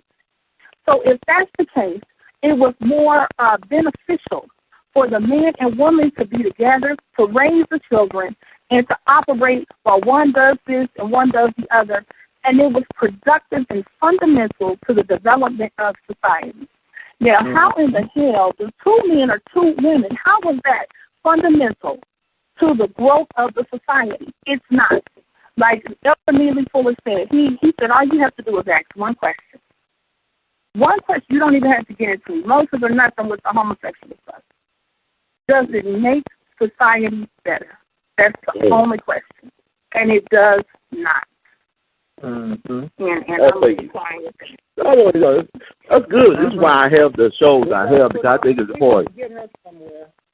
Yeah, but we don't help our own. We don't help the people that advocate for us a lot of times. We do them in. We be the first one to turn them in, like Denmark Vesey, like the sister who took down the flag or the rag. We be the first ones to turn them in. The first thing you got to deal with be your own people before you deal with the real enemy. You got to deal with your own people because they've been programmed. And like I want to piggyback with Sister KC, Sister Renee, Queen KC, I call her, said, like when in South Carolina magistrate, whatever the hell he was, said that, Dylann Roof, I'm just a victim as y'all are. I'm just a small-time piece of judge, but I say it's perfectly legal to be a siren for Dylann Roof and his family. I declare, you want some KFC? But here's the thing. When the sister said that, I go back to Colin Ferguson. Long Island, New York, the railroad, quote-unquote, massacre. They gave that brother over 315 years in prison. I went to school with a brother, Bobby Collins. He was a football star at Washington University in St. Louis. In 2005, a judge sentenced him to 540 years for raping a white woman, for breaking into somebody's house and raping a white woman. I'm not saying it's right to rape, but he got sentenced to 540 years. That was 2005. So he's 10 years in to a 540-year sentence, and he didn't kill nobody. Wow. And this is what the judge said. The judge said this, Circuit Judge Margaret Neal, who presided over the trial, called the attack the most heinous. She said this is the most heinous that I have seen during my 12 years on the bench. Heinous crimes deserve harsh punishment. He did not kill anybody. Wow. He broke into somebody's house, he violently beat and sexually assaulted her for 30 and 90 minutes. Well, America has been violently beating us and sexually assaulting us for 400 years. You know, and they gave this brother 540 years. This is what I'm saying. The Confederate flag was never the problem. It was the American flag that's the real Confederate flag, okay? It's those 13 bars and stripes on that flag on Old Glory. He's the problem. It ain't the Confederate flag. My thing is about this. My trouble with the flag is I got such a conflicted history. I got a white syndrome when it comes to white supremacy racism in America as a black man. I live in Memphis. Okay. We got the #1 cracker in the history of crackers buried on the busiest Memphis street. General Nathan Beckford Forrest is buried with his wife underneath this horsey statue on one of the busiest streets in Memphis, just a couple of blocks away from where they lynched Dr. King, where they assassinated Dr. King, and where they ran out of the wells out of this damn town. Just a couple of blocks away from both of those places where they killed Dr. King and where they ran out of the wells on there out of town. They burned down a newspaper office on Bill Street. There is the #1 cracker, the king of the crackers, General Nathan Beckford Forrest, permanently displayed for all the sons and daughters of the Confederacy to visit. And here's the thing about white supremacy and racism. When I went to school at Washington University in St. Louis, I ain't gonna never forget this. I went to the Scholars in the Art Banquet my freshman year. I met one of the biggest donors that the school had at that time. He probably dead because he was an old cracker back then. And that was about a while ago. Okay. We had a talk. You know I'm from Memphis. We talked about Civil War and baseball. He said, you don't know who my hero is? I said, yes, sir. Who's your hero? It's Dylann Nathan Beckford Forrest. That's my hero, son. I said, I didn't know. I'm a black dude from Memphis. I just told him I'm from Memphis. Right? And I know a little bit something. What are you trying to tell me? I don't belong here? Or I should know my place? Like, I didn't tell him that I knew who he was, that he was the first man with the KKK, that he was a prominent slave trader, that he massacred a whole bunch of black soldiers at Fort Pillow. He massacred black soldiers on April 12th, 1864. April 12th, 2015, they beat the hell out of Freddie Gray. April 12th, 1861, started the Civil War in South Carolina. See, these crackers love numbers and history. See, that's a problem. We don't know history. We look at that flag, we think it's just a flag. See, we move to museums. Negroes don't go to new museums. Negroes don't read and write. We listen to songs. Put it into a song. We're going to forget it then. Tell Waka Flocka or somebody or teach your young sons sing about the Confederate flag. Tell them auto-tune that mother. You know, because we won't forget it then, but we got to read. When it comes to save our lives, we won't even read. We don't even understand what we're looking at. So what I'm saying is, who's asking for this flag removal? It's not black people asking for this. We just want Obama to sing a song with us. Come on, Mr. President. Go ahead. Amazing Grace was written by a slave trader, John Newton. We singing Death Tune. We singing a song written by a slave trading cracker. Right. And that's Black Old's favorite song, Amazing Grace. I'm sorry. And that was Dr. King's favorite song of all things. That is, you know what we're dealing with. That was his favorite song, Amazing Grace. Real quick. Well, I'm sorry. I didn't mean to take all this time, but go ahead. I just want to say this. I just want to say this. If there was, I think, a white person on the line or whatever, whoever's listening, this is something I don't understand. People talk about coming and marching and joining hands and all this kind of stuff and hugging and all that. This is the thing I don't understand. This is why I say white people do not want, collectively, they do not want equality for black people. Because why don't white folk go after your own racist people and organizations, like the KKK, Stormfront, and these other white nationalist groups, skinheads, what have you? Why do you all not go after them? Why are you not going to dismantle what they're doing? I don't understand it. And they know that these people are in their families, their friends, their communities, and they say nothing about it. Can I say something about that? Brother Hyman, go ahead. That's how you can help black people. If you want to help black people, deal with your people. Get them together. Well, you don't really know me, so you can't really make that estimation, but I already have. I'm not saying I'm saying collectively.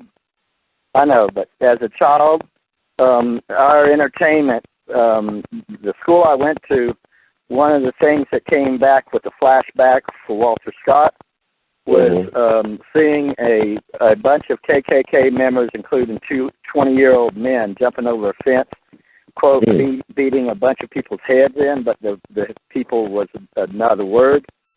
And so at the top of the fence, I saw a man being, an 18-year-old person being shot, falling over like a sack of meat, you know? So as far as things that I've done as a person, even as a child, my father went to a black person who was Mr. Hyman to ask permission to marry his wife, my mother.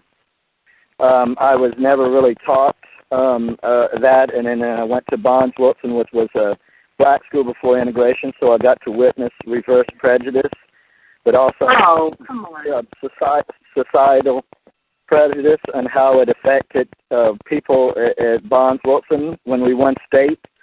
There was a shooting at the game, and there was a write-up about the shooting instead of Bonds-Wilson won state. But even as a child, I used to carry and steal the KKK posters and have them chase me into the woods, and I would run them through the stickers, and as for fun. And even as a person that went to Bonds-Wilson, as soon as I got out of school, I became active and painted murals of social justice for Martin Luther King's birthday at Cannon Street Y, and received a lot of reverse prejudice from Muslims. I've also been a person that has the last black school that was designated as a black school for North Charleston. I actually kept the school open. I went there one summer and painted a whole summer, painted historical black inventors, portraits of them to help the children understand the history that was there for them. Well, that's nice. Also, and also with Walter Scott, I was one of the first people that said something was wrong and stood up, and then I tried to hold the police accountable. I'm still trying to hold them accountable now because the cameras that they got were the cameras that had the button that they can turn off, and I knew that that's what they were going to get from the federal government. And believe me, I have done everything I possibly can, and then y'all don't understand what it is to be a white person that does these things, because I put myself in as threat. The same, they will shoot me the same as they will shoot anybody. You honestly think, so we don't know your struggle then, right? But this is okay. But I mean, you got to understand what my history is also. I grew up in more black situations than white situations. Okay. And well, I'm not discrediting anything that you said and everything. That's great. That's fine. But I mean seriously, on a collective level, white folk do not go after these racist organizations. They do not go after people in the community who are doing things to black people, who are doing destructive things. They don't go after these people. They will come out and march and stand, but they don't take care of their own folk. And this is the thing, when we have this thing of reverse racism and all this kind of stuff that you hear, if there is and black people that hate white people and all this kind of stuff, look, if there is any hatred that black folk feel, then it's the hate that hate produces.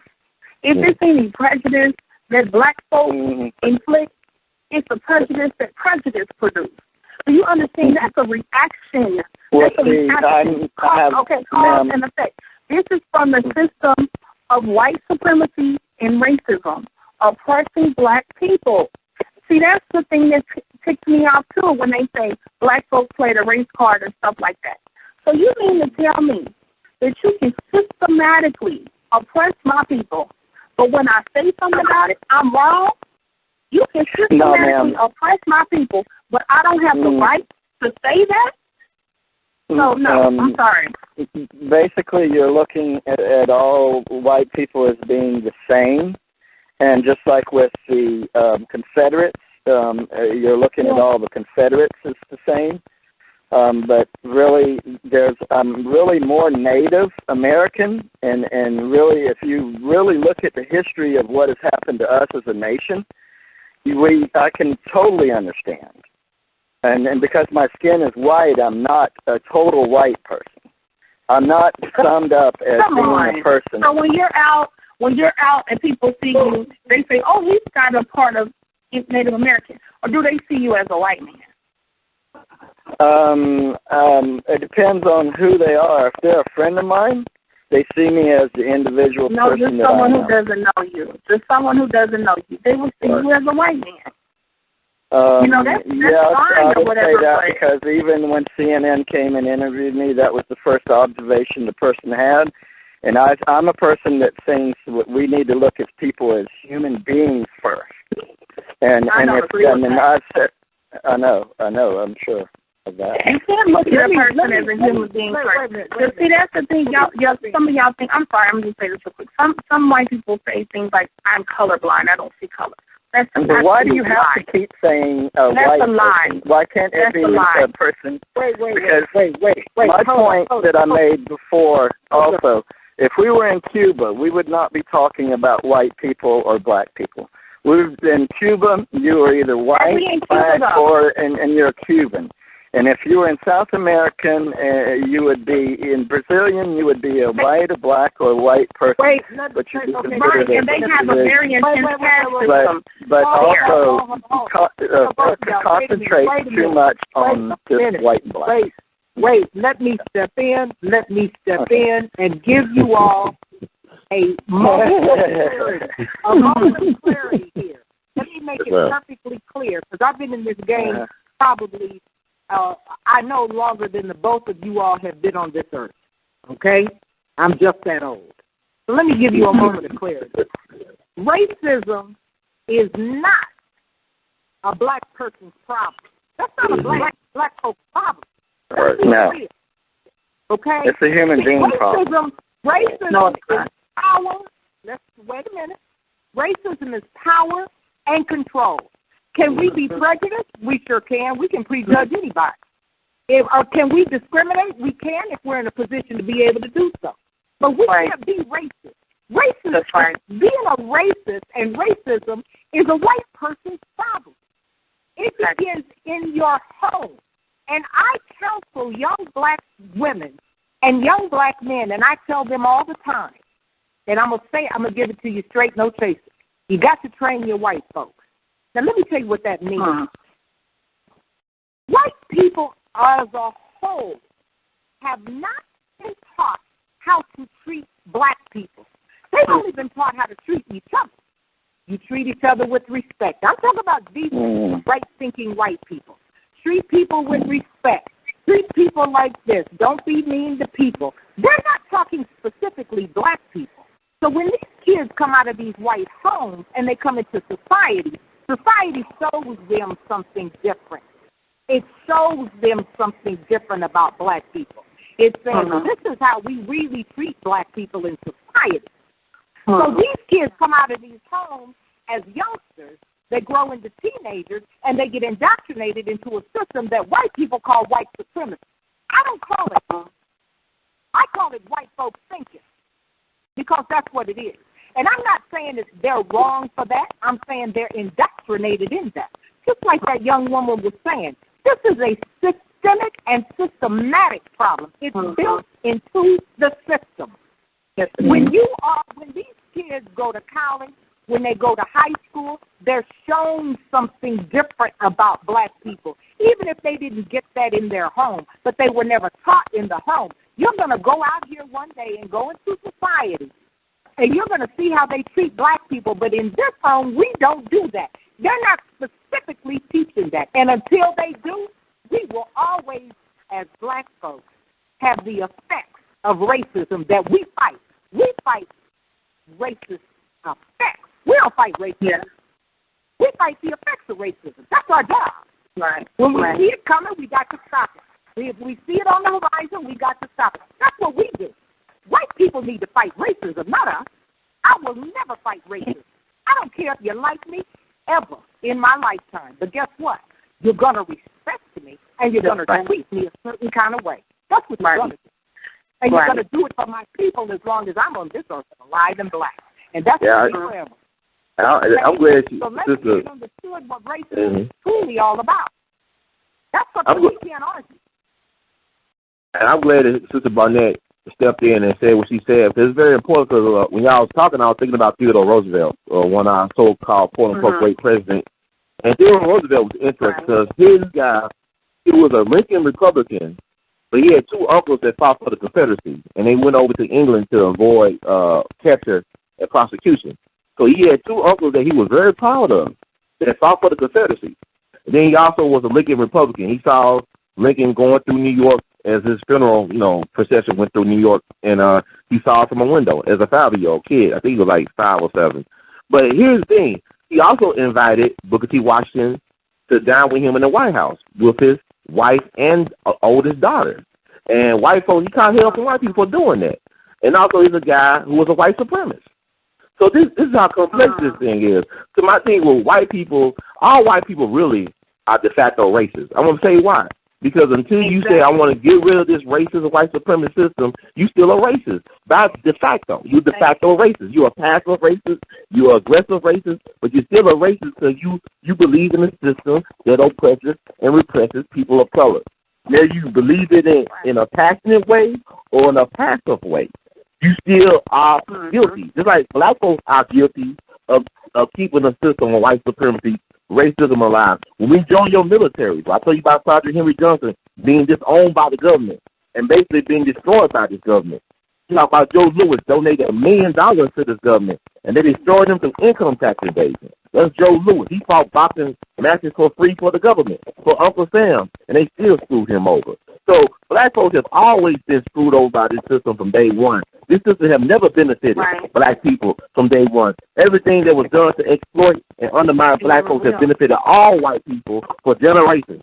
Ain't no white people can escape this unless you John Brown and put not only your life on the line, but your son's lives on the line and also their name. So if you are willing to, so many of us are dying to keep this system alive. It's a dying system, and it's killing us. And the thing about black people, we got to understand is we don't need to fight racism and white supremacy. We need to focus on black liberation because what happened 100 years ago, this is not being talked about. The NAACP was never for black liberation. And I'm not saying this to be a put down to the NAACP. They were for integration. Therefore, to be integrated with the white supremacist system. 100 years ago, we had a person that stood for black liberation, and they took him out. His name was Booker T. Washington. He said, black folks do for self, and they took him out. And we went with the NAACP. And I'm going to show you just how white people think they're not racist, but they're ingrained to think a certain way. Look at the woman, Rachel Dolezal or whatever. The white woman who was in blackface, in NAACP. Now, see, people were saying, I actually heard black people say, well, at least she was doing something for black people. She's done more for black people than a lot of black folk have and all this kind of stuff. She didn't do anything for black people. This woman was being paid for what it is that she did. And I believe she's racist. I believe that's racism. And that's white privilege, what she did. Because, see, what she did was she manipulated the system. And you're supposed to care so much about black people and black people's rights and all of this kind of stuff. But you further disenfranchised black people by being a fraud. You kept other black men and black women who were qualified from being in that position, who are authentically black. You went and spoke to black youth about supposedly your experiences as a black woman and your understanding of things as a black woman. But you're not a black woman. So what are you speaking from? You're speaking from a white woman's perspective to black people and telling them something. And for those children or young people or adults who heard those things, and maybe they agree with what you said or maybe it's something to them, you further disenfranchise these people. You further victimize the black community because you completely frauded yourself and misrepresented yourself. Now, this is the thing. If you care so much about black folks, why were you not a white woman doing it? Why were you not a white woman, again, like I said, speaking to white racist people? Why weren't you trying to reach them? See, it's all a fraud. It's all a manipulation. And this woman is racist as hell. Rachel Dolezal, yes, she is.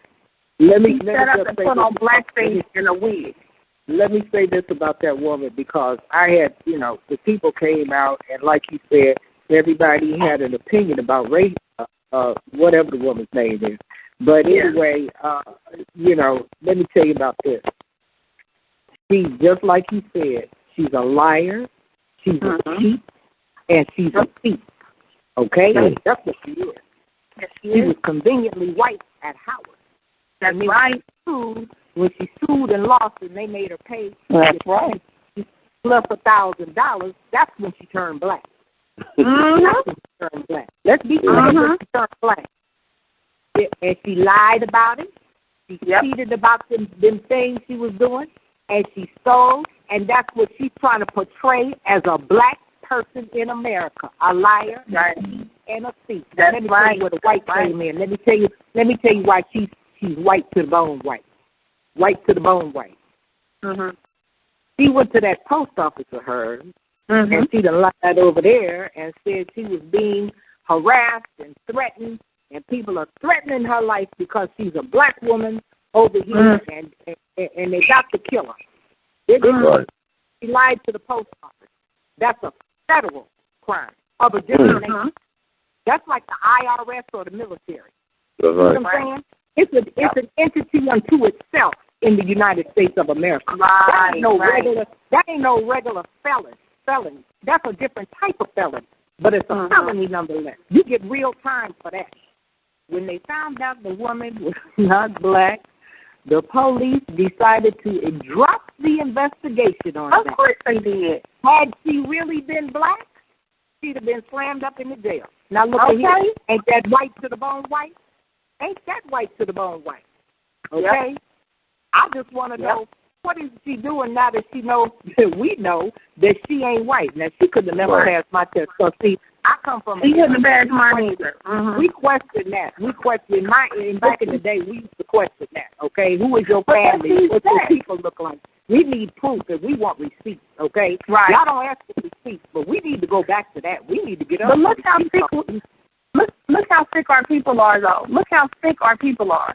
Because I honestly believe, because a lot of black folks defended her, I honestly believe that we are so sick that black folks felt flattered. They felt flattered by this woman wanting to or pretending to be black. They don't understand that was all a scam. Some black folks took pride in that. Like, wow, she really wants to be black. She wants to be like us. No. I mean, that was a scam. That was a fraud. And then she had all of those issues in her family. Her brother did this in Colorado. Right. They done adopted these Haitian kids, and then they got this and everything, and then she got a crazy family. Like, we ain't got enough over here with black folks to deal with. Take that mess back over there on the other side. Thank you. Come over here with it. Okay. Right. Yeah, I'm glad. That's right. And also, I just found out today, a moment ago, that we did a show with you all, Sister Barnett and Sister Casey, Sister Renee, a guy named Chris Peppers, who actually resigned from his job at Washington University in St. Louis to protest their lack of diversity.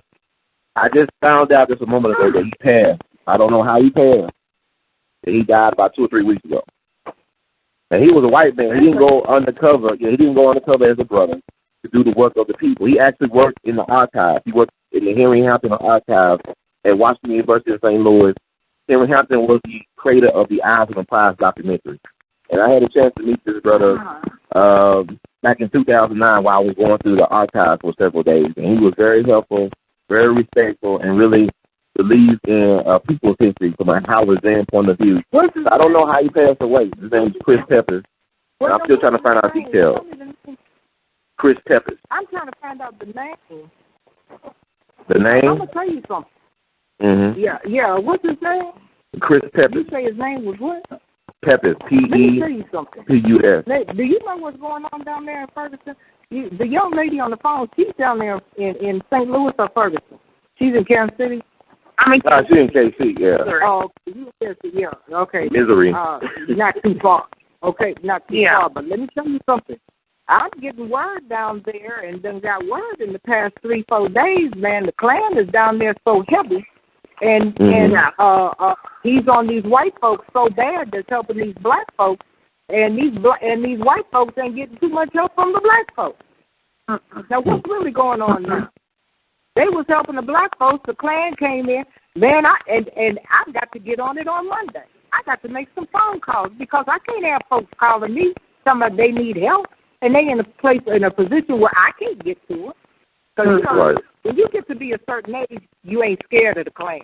You understand what I'm saying? Because you've been living with them for so long. You know what I mean? Yeah. They don't really. Yeah. They don't mean too much to you no more. You know what I mean? You know how to watch them. You know. But they scared of some of them white folks down there. But my thing is this though. The other problem. Mhm. Go ahead. No, I was gonna say the other problem is that we've been up under them for so long that now what we're dealing with, like people were saying earlier, we got to fight our people to try to reach them and teach them. Yeah. But we have been under this so long that we have a whole ton of black white supremacists.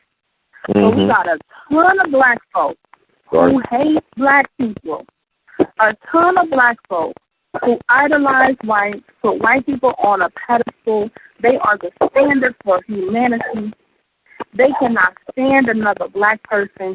They think they are one of very few decent black people. And they do the white supremacist work for them. Because now you hate your own people. So you're definitely not going to try to unify with anybody because you're thinking and operating like they do. And these people are absolutely brilliant and savvy when it comes to indoctrination, when it comes to propagandizing the black community. Because you have a 24/7 negative campaign against black folks being run in the media. And the problem is perception is reality. So if you can get people to perceive that black people are crooks and criminals and no good and stupid and don't want anything and on food stamps and welfare and all that. If you can get people to perceive that that's true, you don't have to prove that it's true, because now that's what people think. So we've got a bunch of black folk conditioned to hate other black people, and it's really disgusting. And I mean, sometimes it's just overwhelming. Sometimes. But it's overwhelming, but it's good to have allies. I mean, like, I just want to say this quick thing. See, I look at white supremacy I can look at Teddy Roosevelt. You got to study Teddy Roosevelt, Theodore Roosevelt, to understand how white supremacists really work. Because black folks always help white people when it comes to white supremacy. That's how we've been, like, programmed to do. For example, with Teddy Roosevelt, when he was a Rough Rider over there during the Spanish-American War, it was the Buffalo soldiers that saved his life. They led the charge up to San Juan Hill. But then he portrayed the Buffalo soldiers in the 1906 Brownsville affair, when black soldiers were attacked by white folks in Texas. And they defended themselves. They started the white people in self-defense. And he sold those soldiers out. Even one of the commanders of the black soldiers who saved his life in San Juan Hill. One of the Buffalo soldiers. I can't believe you sold us out like this.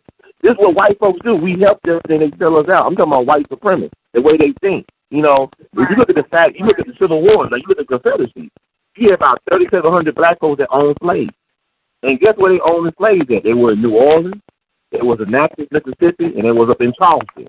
Charleston, South Carolina, where 40% of the enslaved Africans came through Charleston Harbor. They came to this country. And if you look at the Confederate flag, some of where the flag is flown, some of the most brilliant and the strongest black folks we ever produced came out that Confederate flag where they fly, whether it be Mississippi. Look at all the great black folks, athletes to inventors to business people that came out of Mississippi on that Confederate flag. Look at South Carolina. You look at Charleston. They could do Demont Bissey and Bumpy Johnson. Bumpy Johnson's from Charleston, the Harlem Godfather. You look at South Carolina, Mary McLeod Bethune, the person we should be researching. Like we should study Theodore Roosevelt, we should study Mary McLeod Bethune. She gave black folks the blueprint on how to do this thing. If you're going to deal with this game of white supremacy, you got to play to win. She came out of South Carolina. She built a school with just $1.25 in the bank. Bethune-Cookman, one of the few black colleges HBCUs talking about black person. It still exists and still going strong. Right. Okay. So that's what we need to be talking about. In the HBCUs, I got into a conversation with a white guy before online, and I was talking about the fact that the elite families, people try to push that, but that's just white supremacy on top of that. So he said, I brought up, I think, the Rockefellers or something, one of those families. And he said, well, they did things for black people. They helped black people. They gave tons of money for this, that, and the other. So he talked about how Spelman is named after, was it one of the wives within the Rockefeller family? Right, they found it Spelman, yeah, one of them. Okay. And so like I told him, so we're supposed to be grateful to white folks because of Spelman College, but it was the Rockefellers who funded Margaret Sanger. It's the Rockefellers who backed her financially to create Planned Parenthood, in which she said black people are just like weeds. They need to be exterminated. So I'm supposed to praise these white people for Spelman, but this woman over here created a whole entity that since 1970 has killed over 10 million black babies. And so see how they do? They act like they handed you something, but the whole time you being stabbed in the back, and they give you this little thing. You say, oh, thank you. You know, well, our people don't know this. That's right. We don't know this. I'm glad. I was thank y'all for. Hey, go ahead. I just want to wrap it up for you all. I'm sorry I took so much of y'all time. I know we were a little bit overtime, but I just want to thank you all for hanging in there. And especially Brother Jaime, thank you for hanging in there as well. Now hanging up on the phone, but it got tough for you. But I want to just, I'm glad. Thank you for sticking around and listening to the people. Because this is why it's so important to have conversations like this. So we're not getting this narrative in the news, in the quote-unquote corporate news. And they don't want people to talk about these type of things. And my thing is this, I don't need no pundit to tell me how I should think or feel about anything. Just give me the facts. Let me look at the information. Let me critical think for myself. Let me do for self by thinking for self. so I can liberate and free myself. Because you can't give me no freedom. I got to take my freedom. I got to make my way. We got to help self-determination. We got to make ourselves in our own image. We got to control our narratives. We got to tell our stories. I'm losing so many people here. I lost so many elders these past couple weeks, friends I didn't know I lost to today. And one thing they taught me was we got to tell our own story. We got to control our narratives. We got to manifest our reality. So as all of y'all are creators on this phone, I want to give y'all the chance to wrap it up and tell them how to get in contact or any final words or thoughts. And thank you all for being patient with me and sharing these stories and points of view. I really appreciate it. Let me just say this, because this is very important at this stage in lifetime when we talk about police reform, because that's the major issue on deck right now. You got that Michael Wood, used to be Baltimore cop, right? Running around here telling the story about, he's retired now, telling the story about what the cops doing and everything, and talking about they targeting black men between the ages of 16, 24. The story is deep. Go on his timeline and read it. He's telling you the truth now, and I'm talking about it's a hardcore truth, very hard to swallow. Well, go on there and look and see what I said. Bring that story over here. I want that story. I want to put it before Congress. So if you all go on Twitter, ask him why is he not speaking to Life and More Life, which is my Twitter handle, okay, about going before Congress. I wanted to go before Congress and tell the story, because let me tell you what I know about America. Nothing happens in this country without your paperwork. Here, you need the paperwork. Go before Congress. Give us some paperwork so I can get black and white. You want to do some police reform in this country? You said you want to do it to the Washington Post. Well, come on, let's do it then. I'm ready. I can put you up next month. I got you for next month. You on deck already.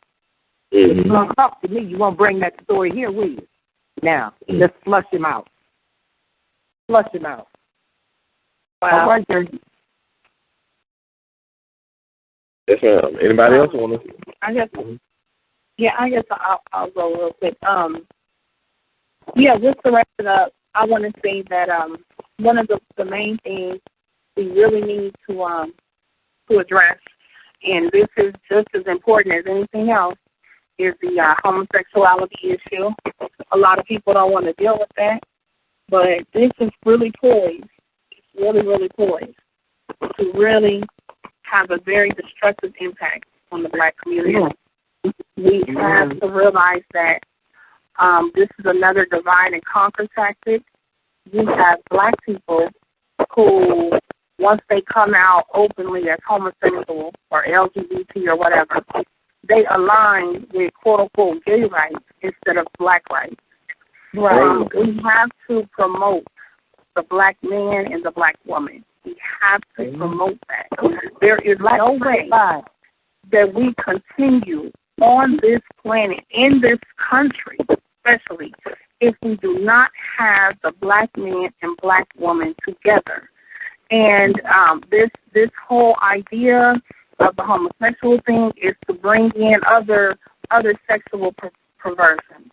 We need to stop falling for the okie doke. Too many black people accepted that homosexuals aligned with black people. They use black people to help get them in the door. They use black people to try to change the image of homosexuality, to say that that people can be more masculine.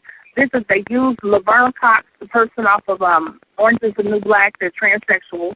This person had done no real other work or anything. How the hell, after the first season, they were on the cover of Time magazine? On the cover of, for what? That's propaganda to push. They use Michael Sam. They use the hell out of that boy. And now he ain't on no NFL team. They use that to further push the agenda. To further push the gay agenda. They use Michael Sam.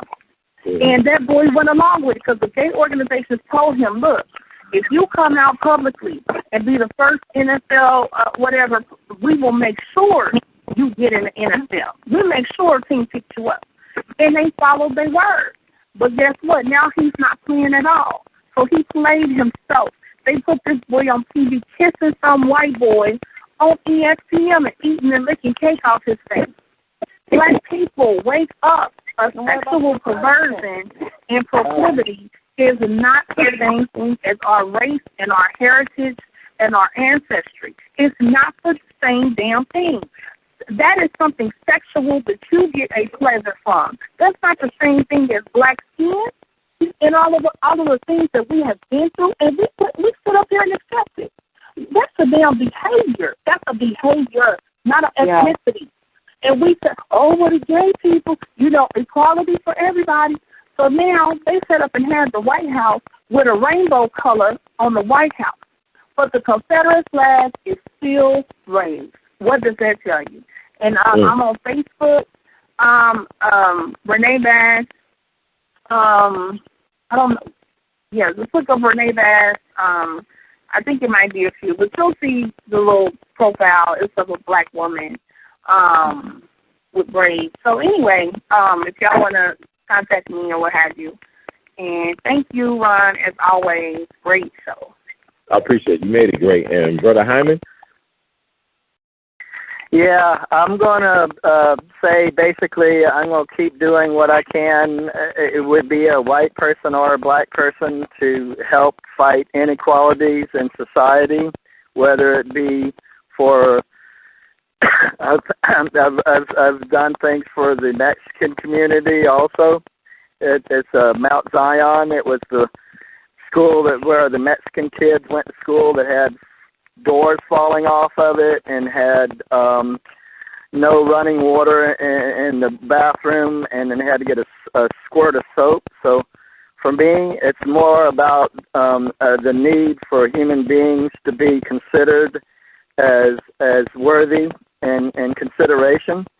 And I will continue to do that whether you be black, white, Mexican, Native.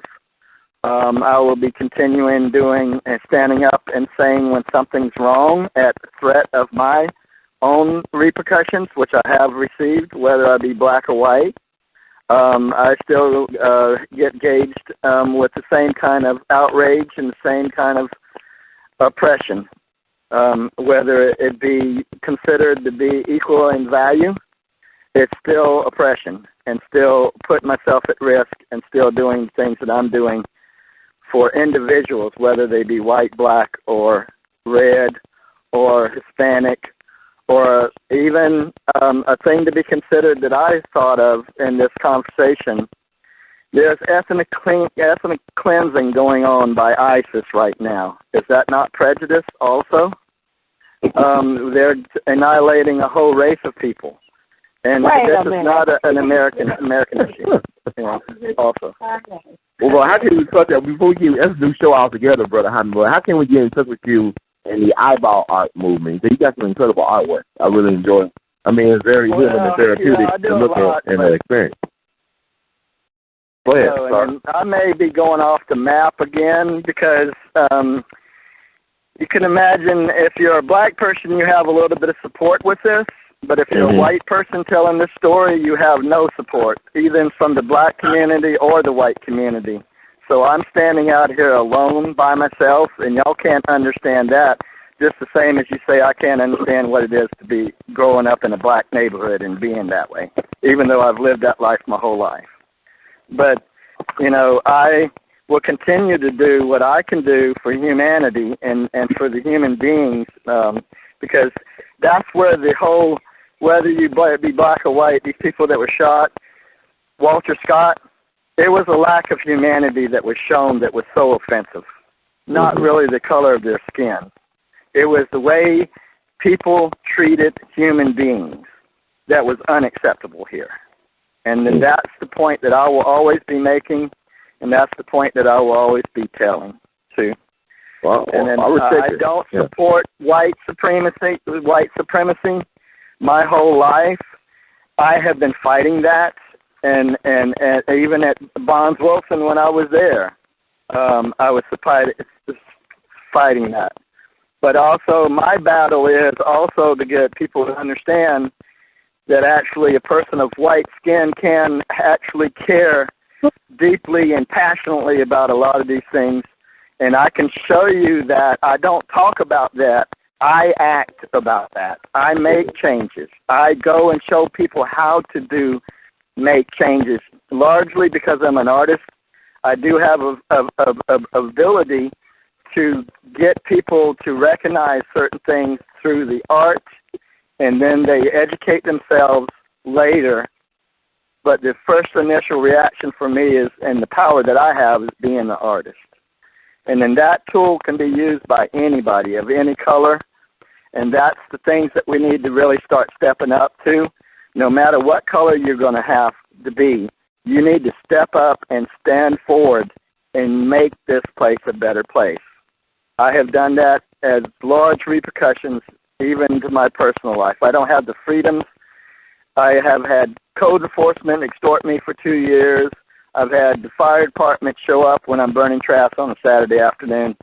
I don't have a normal rights of any person that would have in North Charleston. And especially if you are from a white supremacist area, which North Charleston, believe me, is very entrenched in that as the city. And if you're the person that's fighting that, even as a white person, I could be killed tomorrow the same as anybody else. Mm-hmm. That's what I am fighting. That's how serious this is for my life. That's right. So, and people can't, if y'all can't understand that, then that's fine. And I'm okay with that. But also talk to me, educate yourself about me, just the same as I need to educate myself about you and your concerns, so I can understand and then see you for who you exactly are. Not for somebody that I've seen before that I compare you to, basically. Right. Well, Brother Hyman, I want to thank you for that. How can we find out more about your work, though? Like, what do we need to do to find out more or to get or to start that conversation? Go to eyeballart@yahoo.com will be an email. You can friend me on Facebook at Philip Hyman and see a lot of my artwork there. And you can also look at Eyeball Art shows. I put together shows. I work with kids at risk in projects, creating art programs for them, and do a lot for the community. Right now, I'm putting together the history of Bonds Wilson. I'm carrying that to North Charleston High School, of the 3 black schools that were basically demolished. Now I'm bringing the history of those schools back for the students. The senior class of North Charleston has hired me to do this. So they are lusting for this information. Well, Brother Hyman, I want to thank you for your continued service to the community. And also I want to remind people this, because I just love history. That's why I study history, because, you know, a lot of times nobody going to remember that bad day you had 100 years ago. Nobody gives a damn good guy either. Unless you're going to make it there before, he died from diabetes. He couldn't stop shitting. No shit, he was full of shit, and he couldn't stop shitting. That's how he died. They don't make the bed before the first grandma was the KKK. His ass kept on running off. But anyway, get to the point, you know, when people talk about, you know, sacrifices, man, of course you got to make sacrifice for liberation. If you want to be liberated, sacrifices must be made to say what Patrick Henry said, give me liberty or give me death. But you must want liberation over all things else if you want to be liberated. You must be willing to give your life to have a life. You know, like Tupac said, his mama told him, if you can't find something to live for, son, then find something to die for. And we all got to find something that is our purpose. Because I think about I.D. Wells Barnett. I know it gets lonely, Brother Hyman. I mean, we all travel this road. It's a lonely road, but I.D. Wells Barnett traveled a road going against Lincoln. For 7 years by herself, she was on her own. She got ran out of Memphis. They burned down her newspaper office. First, the black folks ran her out the school system because you talk about the inequities of how the black students and the black teachers were being treated. And the black folks ran out the Memphis City school system. Then the white folks ran out the South. They burned down her newspaper office on Bill Street. And so she traveled by herself throughout the whole world for 7 years, telling people that black folks are catching hell. And she was by herself for 7 years. I mean, before Rosa Parks did what she did, she was on a train car and refused to remove from her seat. And she won the case in lower court, but she lost the case in the Tennessee Supreme Court. This almost 80 years before Rosa Parks sat down on the bus. I.D. Wells did it by herself with nobody to help her. This lone woman in the wilderness. Now, I always tell people, read her Memphis diary when she was in her 20s. She talked about the fears and the doubts. Would she ever be married? Would she ever have a career? I mean, she had all these doubts and fears in her mind going through it, but now we know her as this icon. But she was a real person 100 years ago, 150 years, 150, but 130 years or whatever ago. So what I'm saying is to say is the fact that